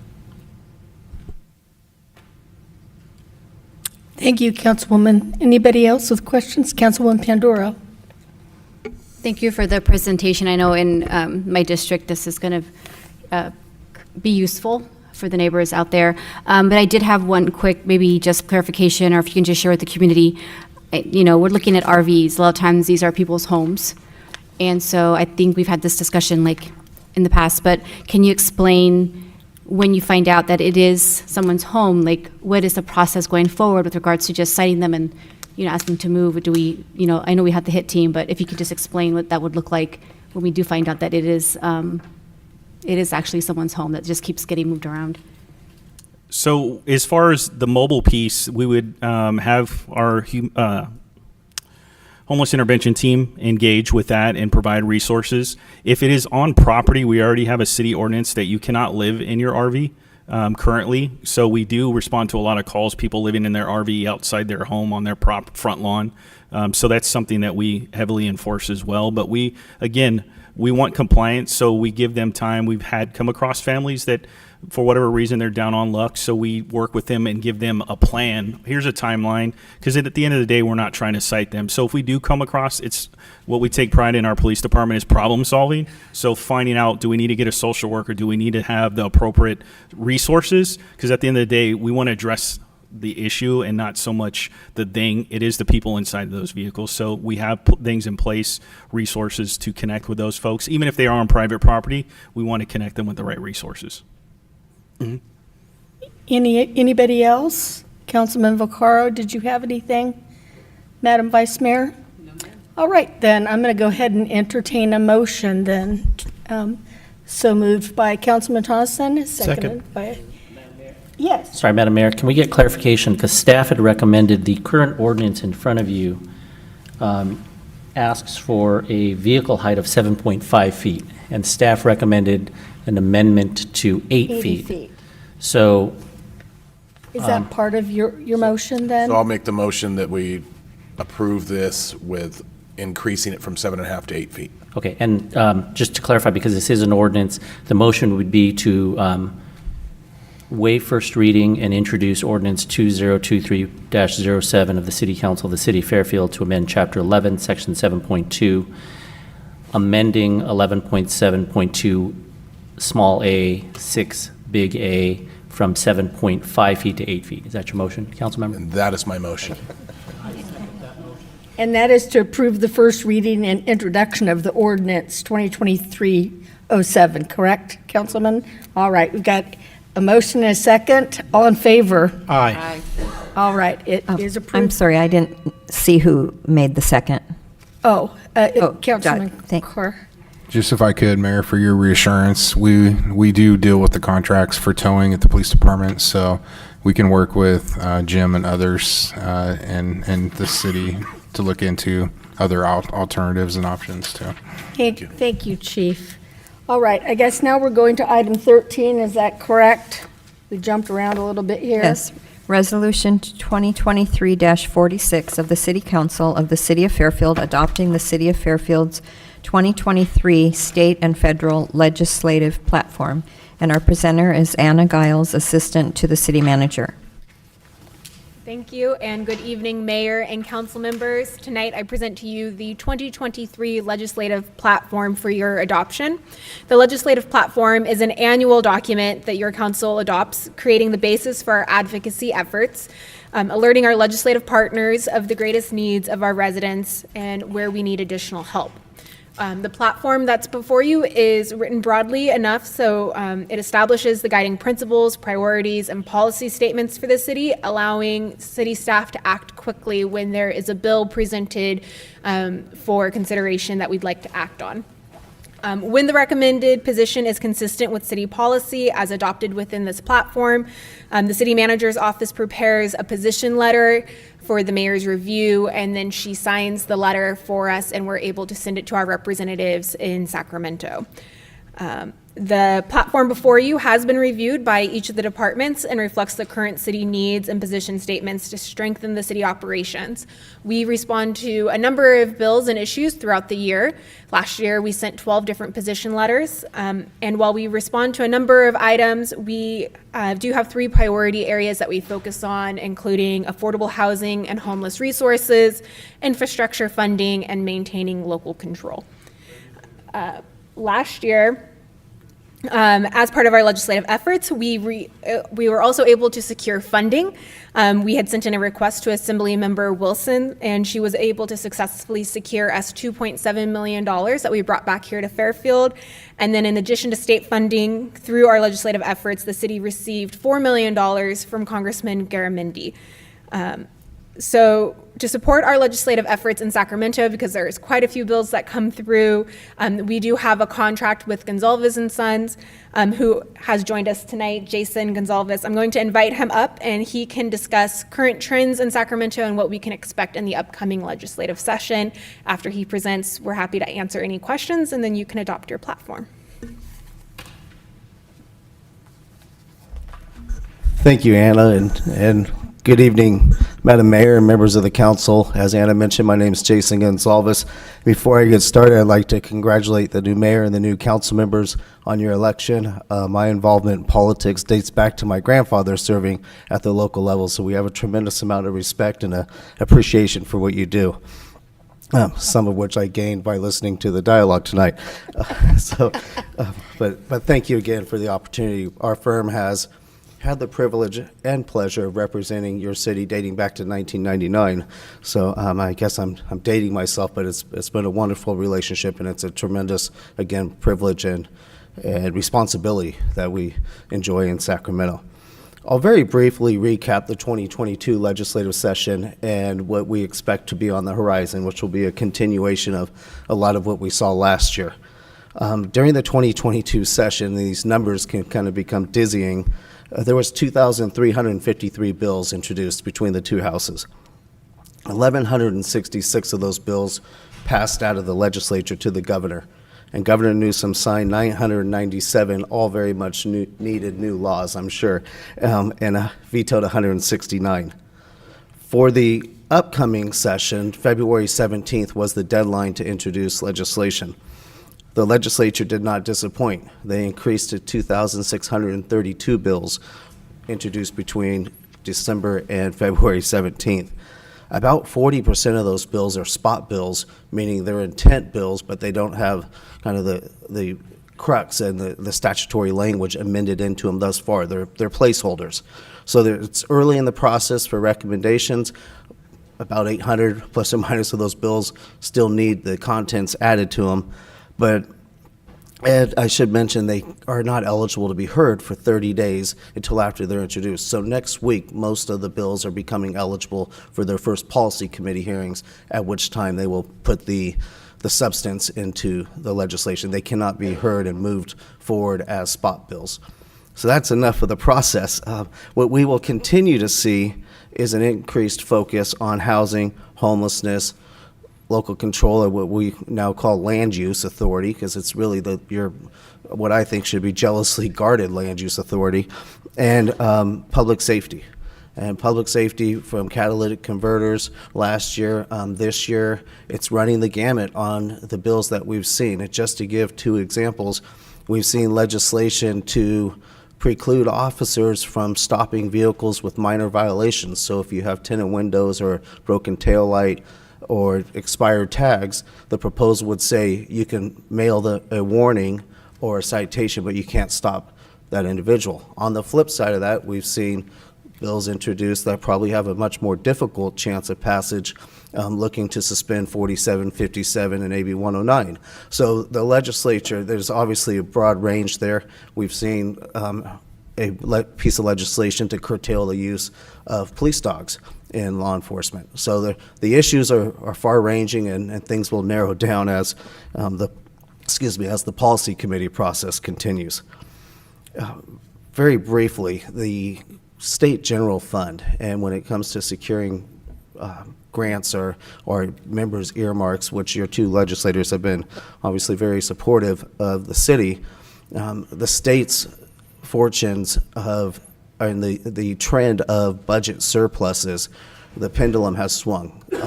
In January, Governor Newsom introduced the first budget. He had faced a budget deficit since he took office in 2019. Last year's nearly $100 billion surplus is now looking at a $23 billion deficit, and that's assuming the recession doesn't go deeper. So there's a new dynamic with the state budget, but there's opportunities through transportation funding, park funding, and funds that are programmed within the state agencies. But the budget, which has to be adopted by June 15th, is going to face obvious new dynamics and challenges. And then, very briefly again, the makeup of the legislature, much like many of you, there was a 2022 election. The Assembly is now made up, the 80 members is 62 Democrats and 18 Republicans, as imbalanced as we've seen, or as I've seen in 25 years. Not much different in the Senate, 32 Democrats and 8 Republicans. The pro tem recently told us one of the most difficult tasks was staffing or putting her members on the various policy committees, because when you have 8 Republicans to spread throughout all the various policy committees, there's many members serving on 5, 6 or more policy committees. So it's a challenge, but I think you'll find that the legislature will show a willingness to work together. They will get through the budget. We'll see plenty of trailer bills, and it should be an exciting 2023. Lastly, by way of process, any of those 2,700 bills I mentioned, if they don't pass this year, unlike last year it was sine die, they can continue into next year. So it should be action-packed 2-year session. So with that, I'll stop there, and I, again, would like to thank you for the opportunity. It's a pleasure to be here and answer any questions you may have. Yes, Councilman? Thank you, Mr. Gonzalez, for, as always, when you come here, give a really good presentation. My question is, so now with the governor declaring the emergency over, sort of, I guess, in an endemic type situation, how do you see that affecting the budget? Do you see that in a positive way? Or I know inflation's hard, but do you see that? In other words, did the pandemic take a big chunk out of it, and could you see it, any light at the end of the tunnel now, possibly because of this? There could be. One thing, most didn't see the budget surplus, Right. with 2 years of COVID in Right. front of it, and the surplus surprised a lot. The tax returns and the inflation in the economy and such a large dependence on, as Jerry Brown said, 18,000 taxpayers make up almost 40% of the general fund. But to answer your question, I think the governor was very prudent in his January budget. There's $38 billion in reserves the governor did not propose to tap into. And then some of the cuts in transportation and other areas, if the economy improves, they were trigger cuts. They would be restored as revenues become available.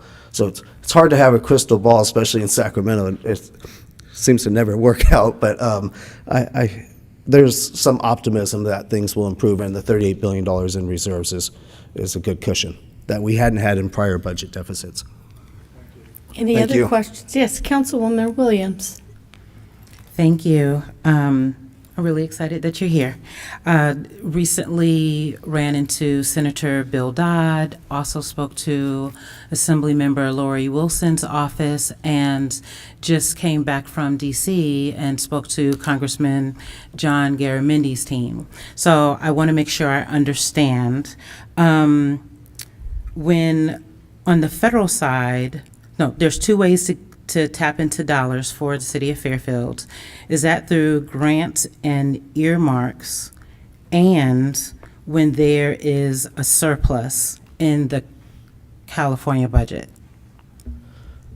Well, you listed three people far more important than me and all personal friends.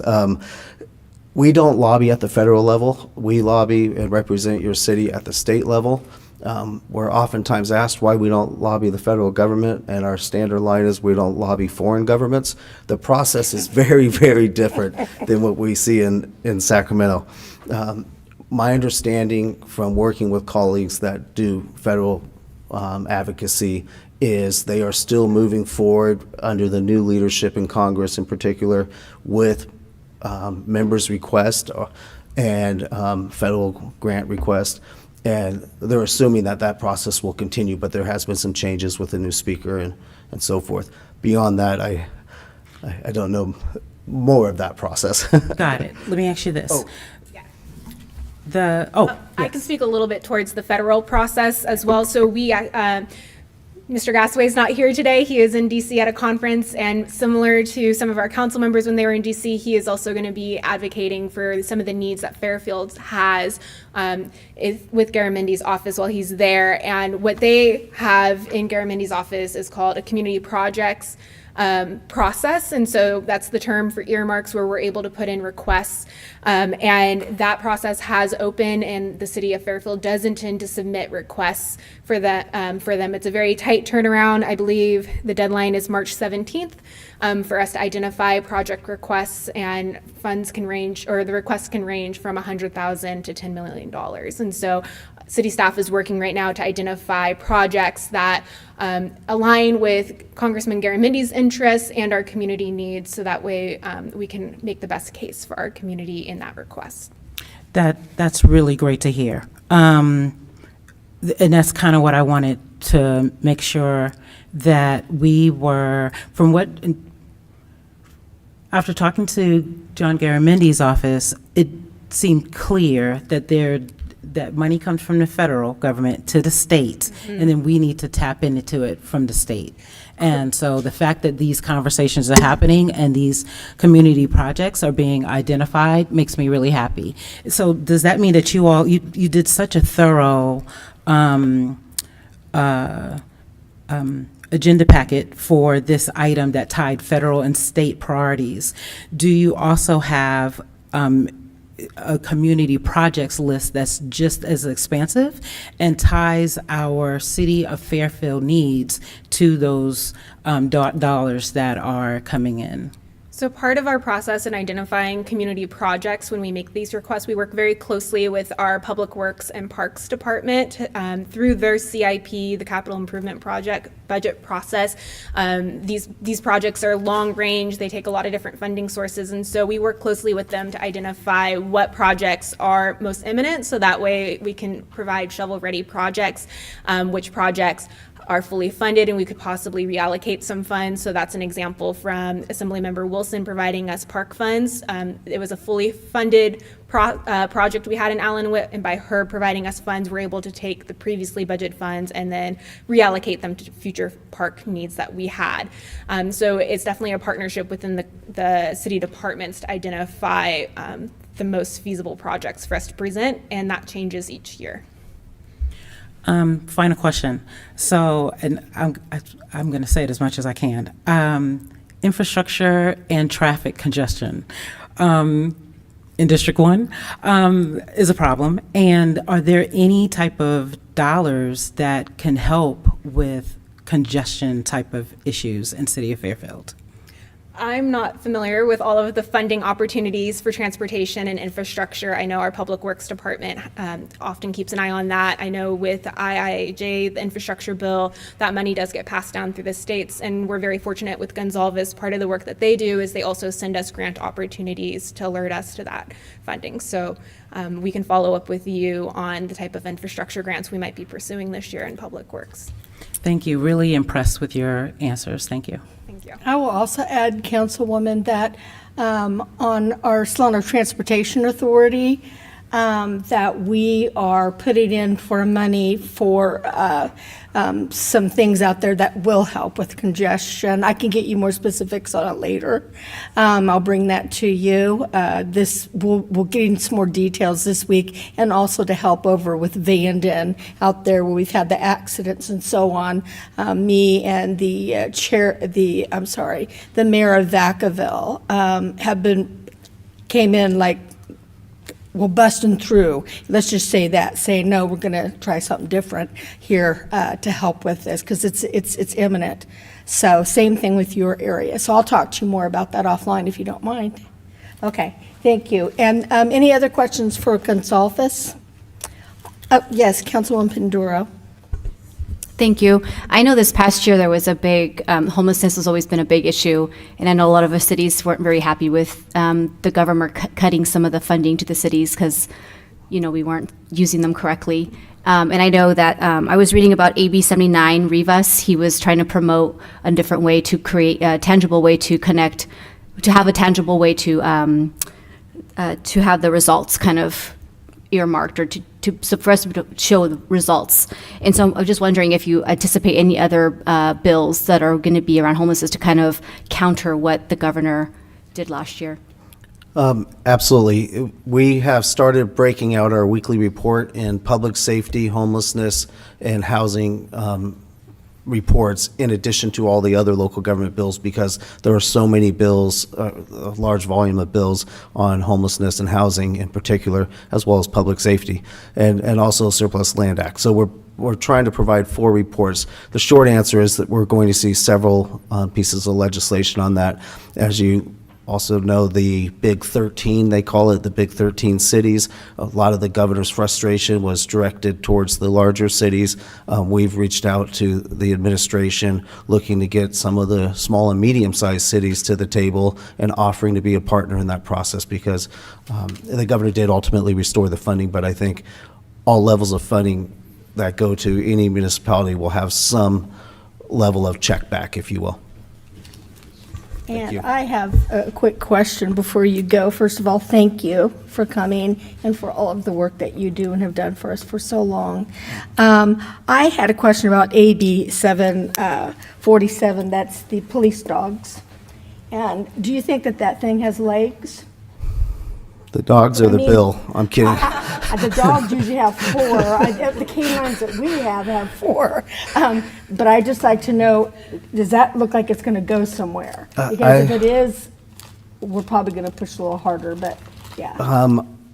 I wouldn't bet against the author. I'd say the author is very well respected. It's part of a larger conversation about arrest records and rates and people of color or disadvantaged communities that the two chairs in the public safety committees started last year and will continue. So I would say the bill has a fair amount of momentum, but will likely have amendments as well. And I would expect the author will be open to any suggestions or conversations around it. It's being met with quite a bit of controversy as well. Well, yes, I would like very much for our city we have a great canine program here, and I'd like very much for our folks to be able to speak to it, the chief could speak to that. But when we get there. Yeah. Also on any homelessness, we have a great 2x2 committee who's working to do, as she just said, to do things regionally here. But I saw what the governor did, and I understood perfectly why he did it, because we have failed in this state completely.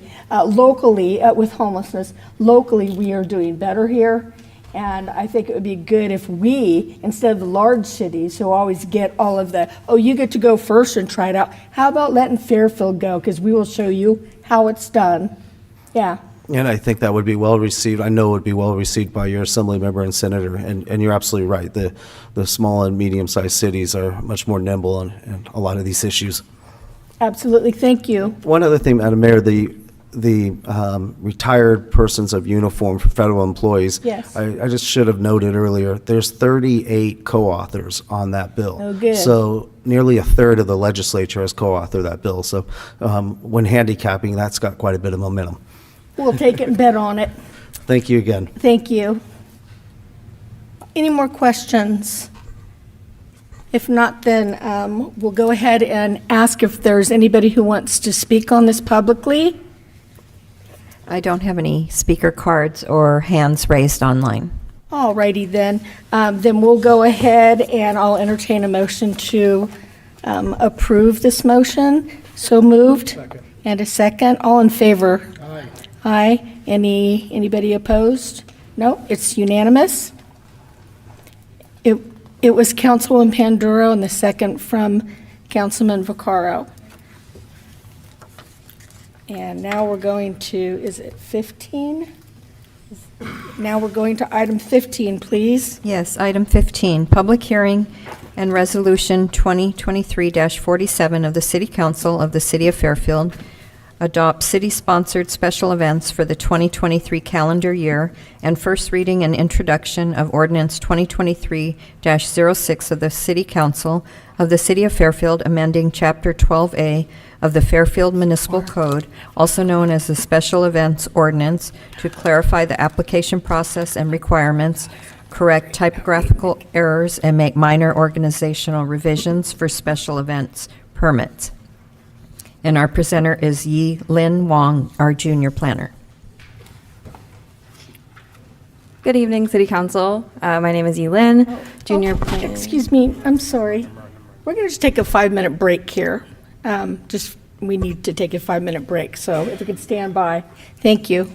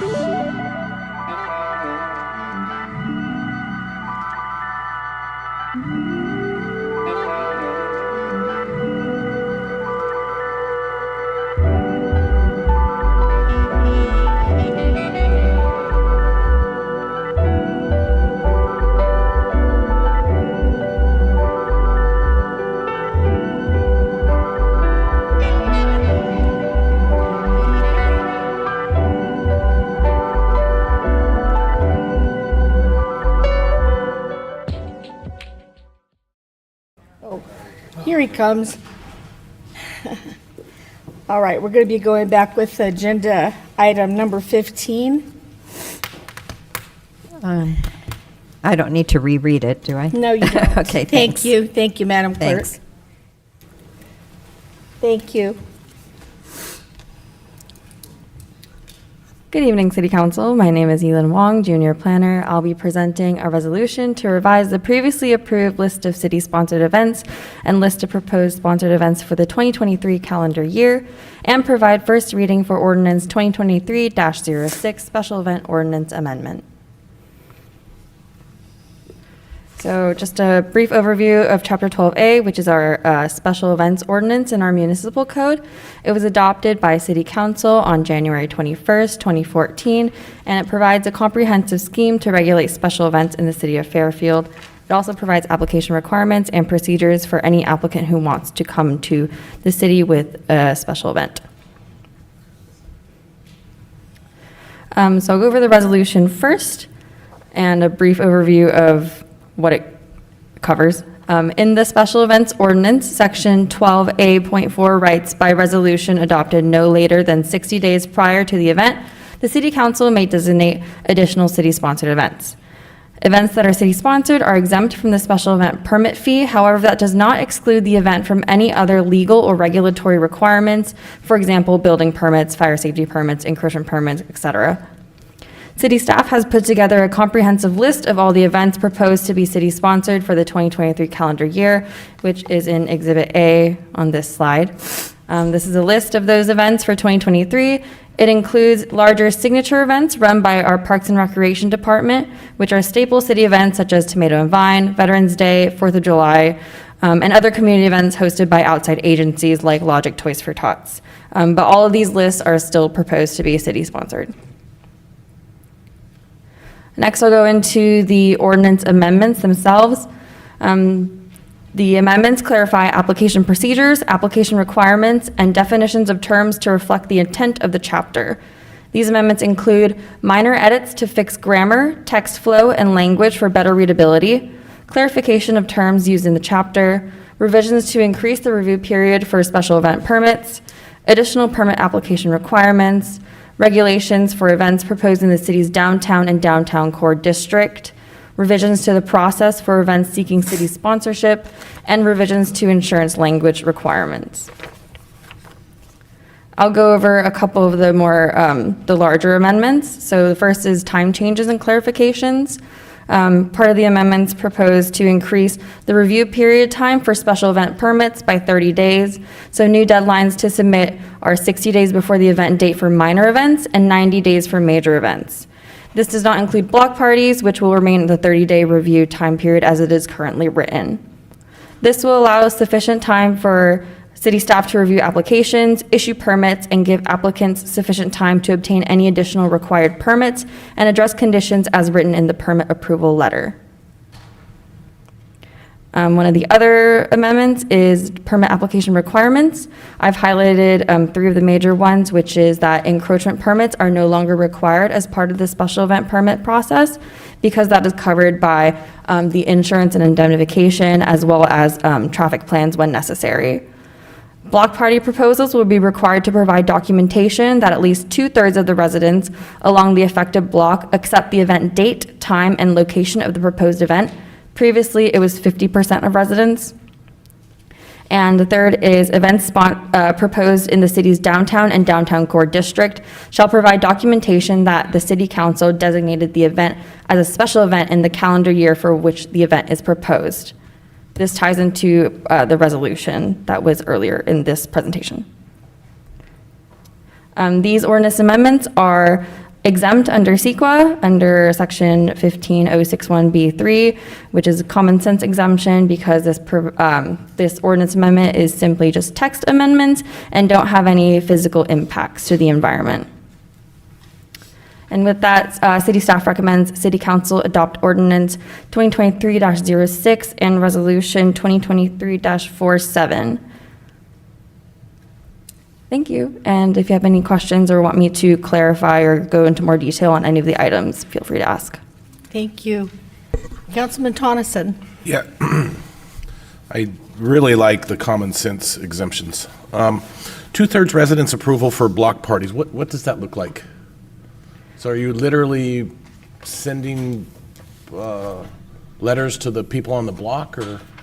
Yeah, so we'll have a template that we'll hand to the applicant that they can hand out to the residents on their block. And part of their application they'll have to show us that they have the like approval or like the say yes by the residents.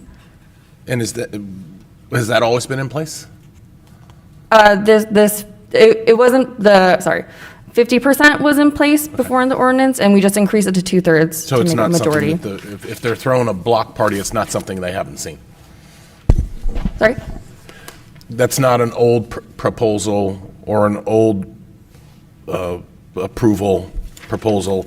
You're just increasing. We're just increasing, so it's majority of the Thank block. you. Yeah. Yes, Councilwoman Williams. I may be missing it. The minority versus a major event, what are the differences between one from the other? Yeah, so minor special event, the threshold for that is between 75 and 150 attendees. See that. And then major is 150 to, sorry, let me backtrack. Minor is 150 to 350, and major is 350 plus attendees.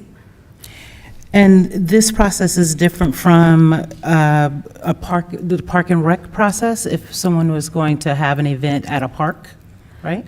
So they work in tandem. The Parks and Recreation Department has a park facility rental process where they go through them to rent a facility. Special events is kind of more broad. It does cover events held in Parks and Rec facilities. But for example, our threshold for having to need a special event permit in a Parks and Rec facility is 75. So they could go to a Parks and Rec and do the rental. If they have less than 75 people, they don't need this permit. If they have more than 75, then there are potential traffic impacts. If it's a public event, there are like liability issues, so we'll want that special event permit. And what I would love to just make sure happens is that when you go to either site, it's clear that you still have another process. So if this is the process, I want it to be clear that, oh, if this is here, one of these city facilities, click here and go through that process so that people aren't lost in it. But I love the cleanup of the process, how clear that you all have made it. And then the third request is to definitely get this information out. We want people to have block parties all the time. We want them to tap into the city of Fairfield and these events and ability to make city of Fairfield like this great place that's always got things going on. So if we could just get that information out there, to continue to do that, that'd be great. Yes, of course. We've been working on a new application to make it more user-friendly. And to address the Parks and Rec comment, we have been working with our Parks and Recreation Department. And so we know each other's processes, and when applicants come to the Parks and Rec Department with an event, they'll tap us and they'll say like, hey, like, do they need a special event permit? So we have the system down. Any other questions, colleagues?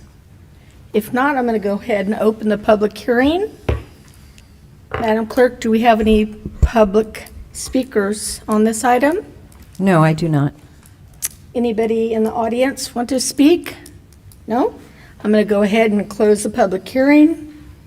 And then I'm going to go ahead and entertain a motion to approve Resolution 2023.47. So moved? Second. And a second. All in favor? Aye. Aye. It's unanimous. Okay, now we're moving to 14. Actually, Madam Mayor? Yes. As to item 15, there was the resolution, but then there's also still Yes, the ordinance. the ordinance. Oh, the ordinance. And there should be a motion to waive first reading and introduce ordinance 2023-06. Oh, thank you. So moved. And a second. All in favor? Aye.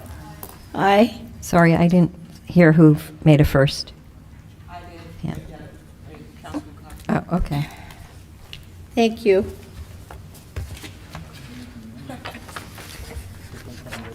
Okay. Item 14. All righty. Now we're on item 14? Yes. Okay. City Council discussion and direction on the heart-to-heart listening tours. And I'm not sure who the presenter is since David Gasaway is not here. Okay, so I got a request from Councilwoman Williams to agendize this, so I did, and I think it's a great idea, so we can talk about it in public. The vice mayor and I, as you all know now, because I've spoken to each of you at least once, twice, some 3 times, about this, and we are going to go all around the city, and we thought the easiest way to do that would be go to the districts, and so we would like the representative of each district to come along and be part of it, and we have not sat down with everybody yet to find out, where they want to. Some of them we have, but not everybody, so I thought tonight would be a good time to do that, and I would ask Councilwoman Williams if there are some things that you would like to discuss tonight pertaining to this. Yes. First, I would like to say I think this is a wonderful idea. Starting with, we're calling it listening tours, because it's all about what the community thinks, what they're feeling, all of that. So thank you for agendizing this. I wanted to make sure that it was a uniformity of and consistency of events Right. and thoughts that also included all of our ideas too. Absolutely. And I wanted us to start saying we. This is our event. It even sure though this is. was your beautiful idea. It is our Yes. listening tour. Yep. So. And also, if I might just add, I received a call from Supervisor, sorry, our supervisor for our district, and she would like to come along as well. She thinks it's an awesome idea. And Ms. Williams, Supervisor Williams, and she's asked in her district, she'd like to come to those. And so I'd like to throw that out there as well. She wants to come and listen as well. I think everybody's invited. Well, of course, That's my it's thought. open to the public, of course. Right. So what I wanted to make sure was consistent was the marketing, a run of show, resources being there, so that when the community is there, they know all of the resources that our city of Fairfield provides. And I was calling it kind of a help desk, and that thought was, when I'm out in the community, as sure as all of you all, I bet you're being asked about everything from potholes to trash to traffic to, and so when I was thinking help desk, I was thinking, when someone came in, there could be a place where they could have a card there, and they could write what was going on in their community and a follow-up. Or I know there we have Fairfield, the Fairfield app, maybe they would put it in there, but a way to capture really all of the thoughts. And when I was thinking about the run of show, I think everything should have a run of show. So that way everybody knows exactly how it flows. But in my mind, it was connecting, the run of show would really connect maybe the top 3 issues of Fairfield, whether that's public, whether that was public safety, housing, homelessness, what people thought, and then kind of in an open where people would just kind of tell us what their cares and concerns about anything, so that all of that could be captured. So that was my general thoughts. And then finally, marketing, making sure that the marketing is all the same. In my brain and my marketing head is a 1-page flyer that had all of the dates the locations. So that way, whether someone got this flyer tomorrow or got it in 2 months, they would see everything, and they would see everything that had already passed. And I was hoping there would be a multimedia component, so that if someone missed it, that they would be able to log in to our City of Fairfield YouTube channel and put their comments there, almost meeting the community where they were. I like those ideas, and we don't have, well, we can bring that up to our media folks, that do all that. Bill Way and his team, they're back working right now, but we can talk to them about that. I think that's a great idea, and we're taking all this in, just so you know, so whatever suggestions are there, yes, we'll be doing that as well. Yes, thank you. Councilman? As it is a wonderful idea, and I agree with, it's just such a good idea, the listening tour, because that's basically what I get paid for. People ask me what I do for a living, and I listen. That's what I do. That's what counselors do. We're a type of counselors. We need to listen. We need to listen to our public. But with that said, I was thinking, why don't we just open it up to where whoever wants to attend on the dais can. We just make a public statement that we're having a listening tour. That way, if I wanted to steal some of the ideas from District 1 or so on, we could do that. And City Attorney, would that be possible to just open it up for all of us, so we don't have to worry about the Brown Act or anything like that? We'll just have to notice it, yeah. Yeah, just make a notice. If that's a motion, I'll second it. Yeah, that's great. Okay. I love that. Thank you very much. Absolutely, we will do that. If all of you can just put your thumbs up who would like to, very good. Then we'll go ahead and we'll notice each of the meetings, so everybody can be there. Yeah, that's perfect. Yeah, Councilman Vaccaro. Yeah, I missed the last meeting. I know there was some discussion there. I watched it on YouTube later. But I think, everybody knows, and, you've actually said it, Mayor, it wasn't rolled out right, No, the first it time. wasn't. And I think it's really important. I mean, I've been on the council 14 years. Right. And I think that it's really important. If our council is going to be successful, all 7 of us, Yes. then we all need to be uniform as far as this kind of thing. Right. Like, hey, as far as what Councilman Williams said and Councilman Carr, let's open it up. Let's see, if whoever wants to go to either one, I think that's important. Because my thing is, look, in the past, we've all had our ups and downs, we've all had our disagreements, but I think that it's, in order for us as a block, as a legislative block in the city of Fairfield, Right. we have to be able to be transparent, work together, in order for us to move things along. And I really want to see that. And I feel like I haven't sat down with you, though, and talked to you about my district or, Right. but see, when we went to districts, I remember specifically, you were in the meeting, Pam was in the meeting, and we specifically said, even though we're going to districts, we represent the whole city.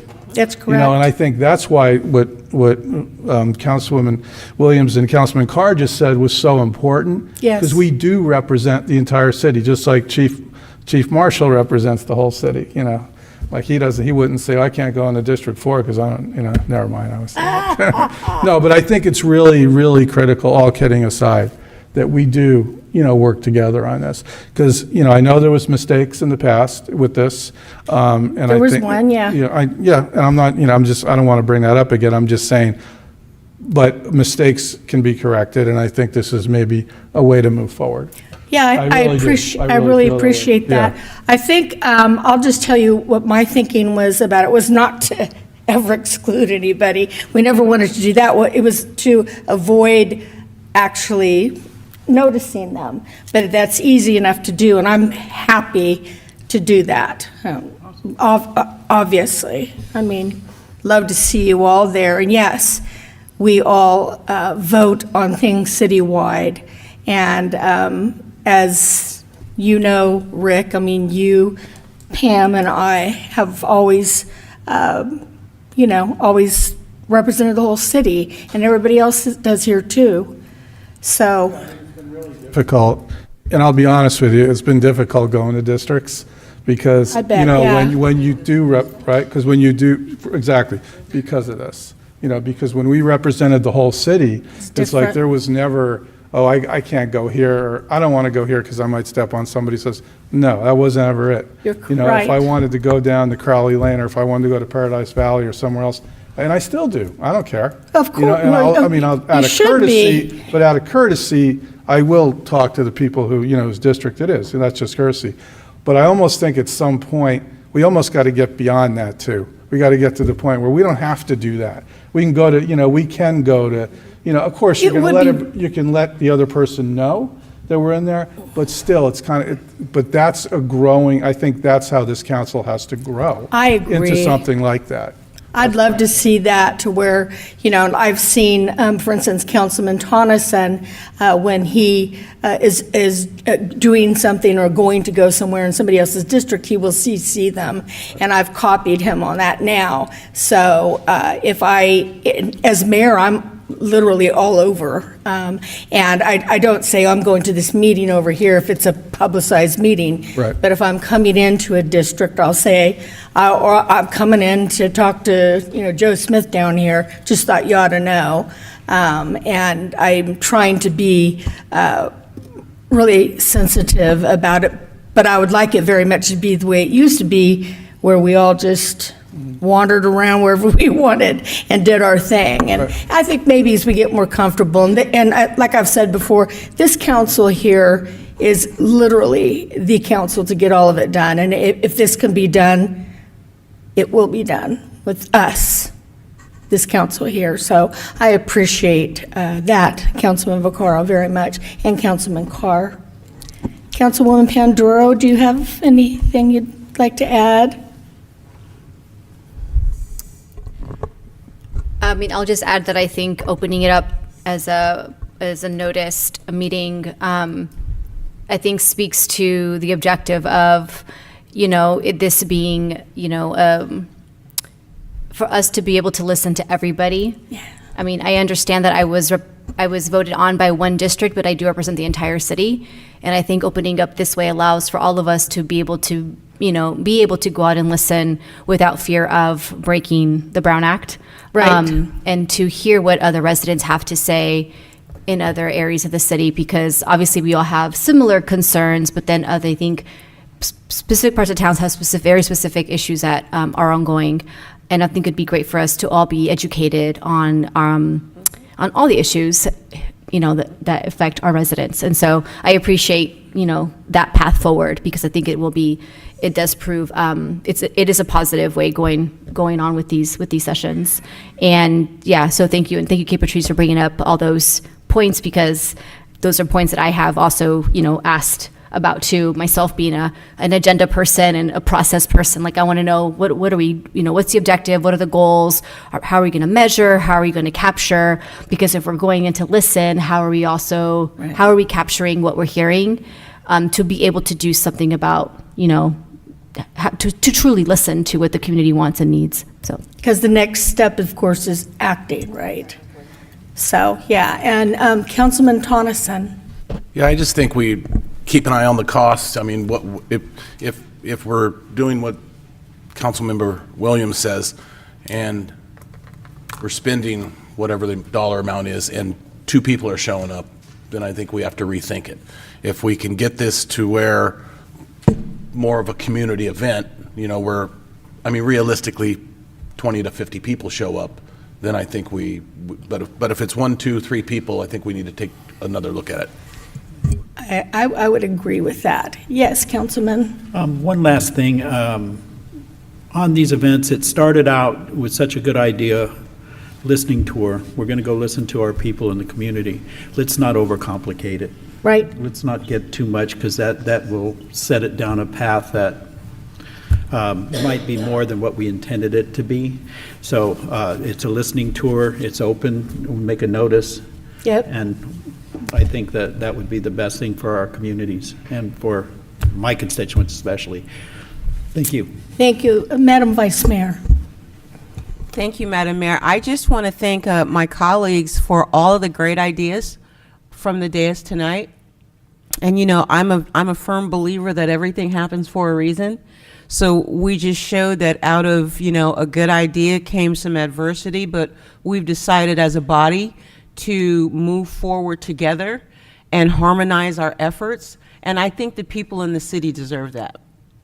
I truly do. And I think that these meetings will be well received, well attended, and we've already got an invitation to come out to Paradise Valley, just got that today. So it's other communities that are smaller communities within each of our districts, within each of the communities in our districts, who are really excited about us showing up and actually listening to what the folks have to say about what's going on in their community. So I am proud, and I am very grateful and thankful. Consider myself blessed to be working with each and every one of you, and I look forward to us going and hanging out, out in the districts and having some fun and listening up and getting data and processing data and all that stuff. But I just, from the bottom of my heart, want to say thank you. I appreciate each and every one of you. Yes, Councilwoman Williams. Thank you. So a final thought about locations and dates. Yes. So my immediate thought was I could appreciate the consistency of every Saturday, the fourth Saturday, fifth Saturday, whatever that is.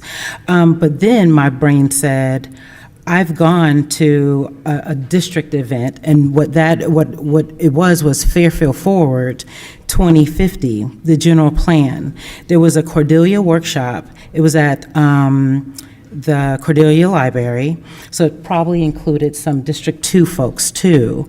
And it was on a Thursday at 6 p.m. And my note was that place was packed.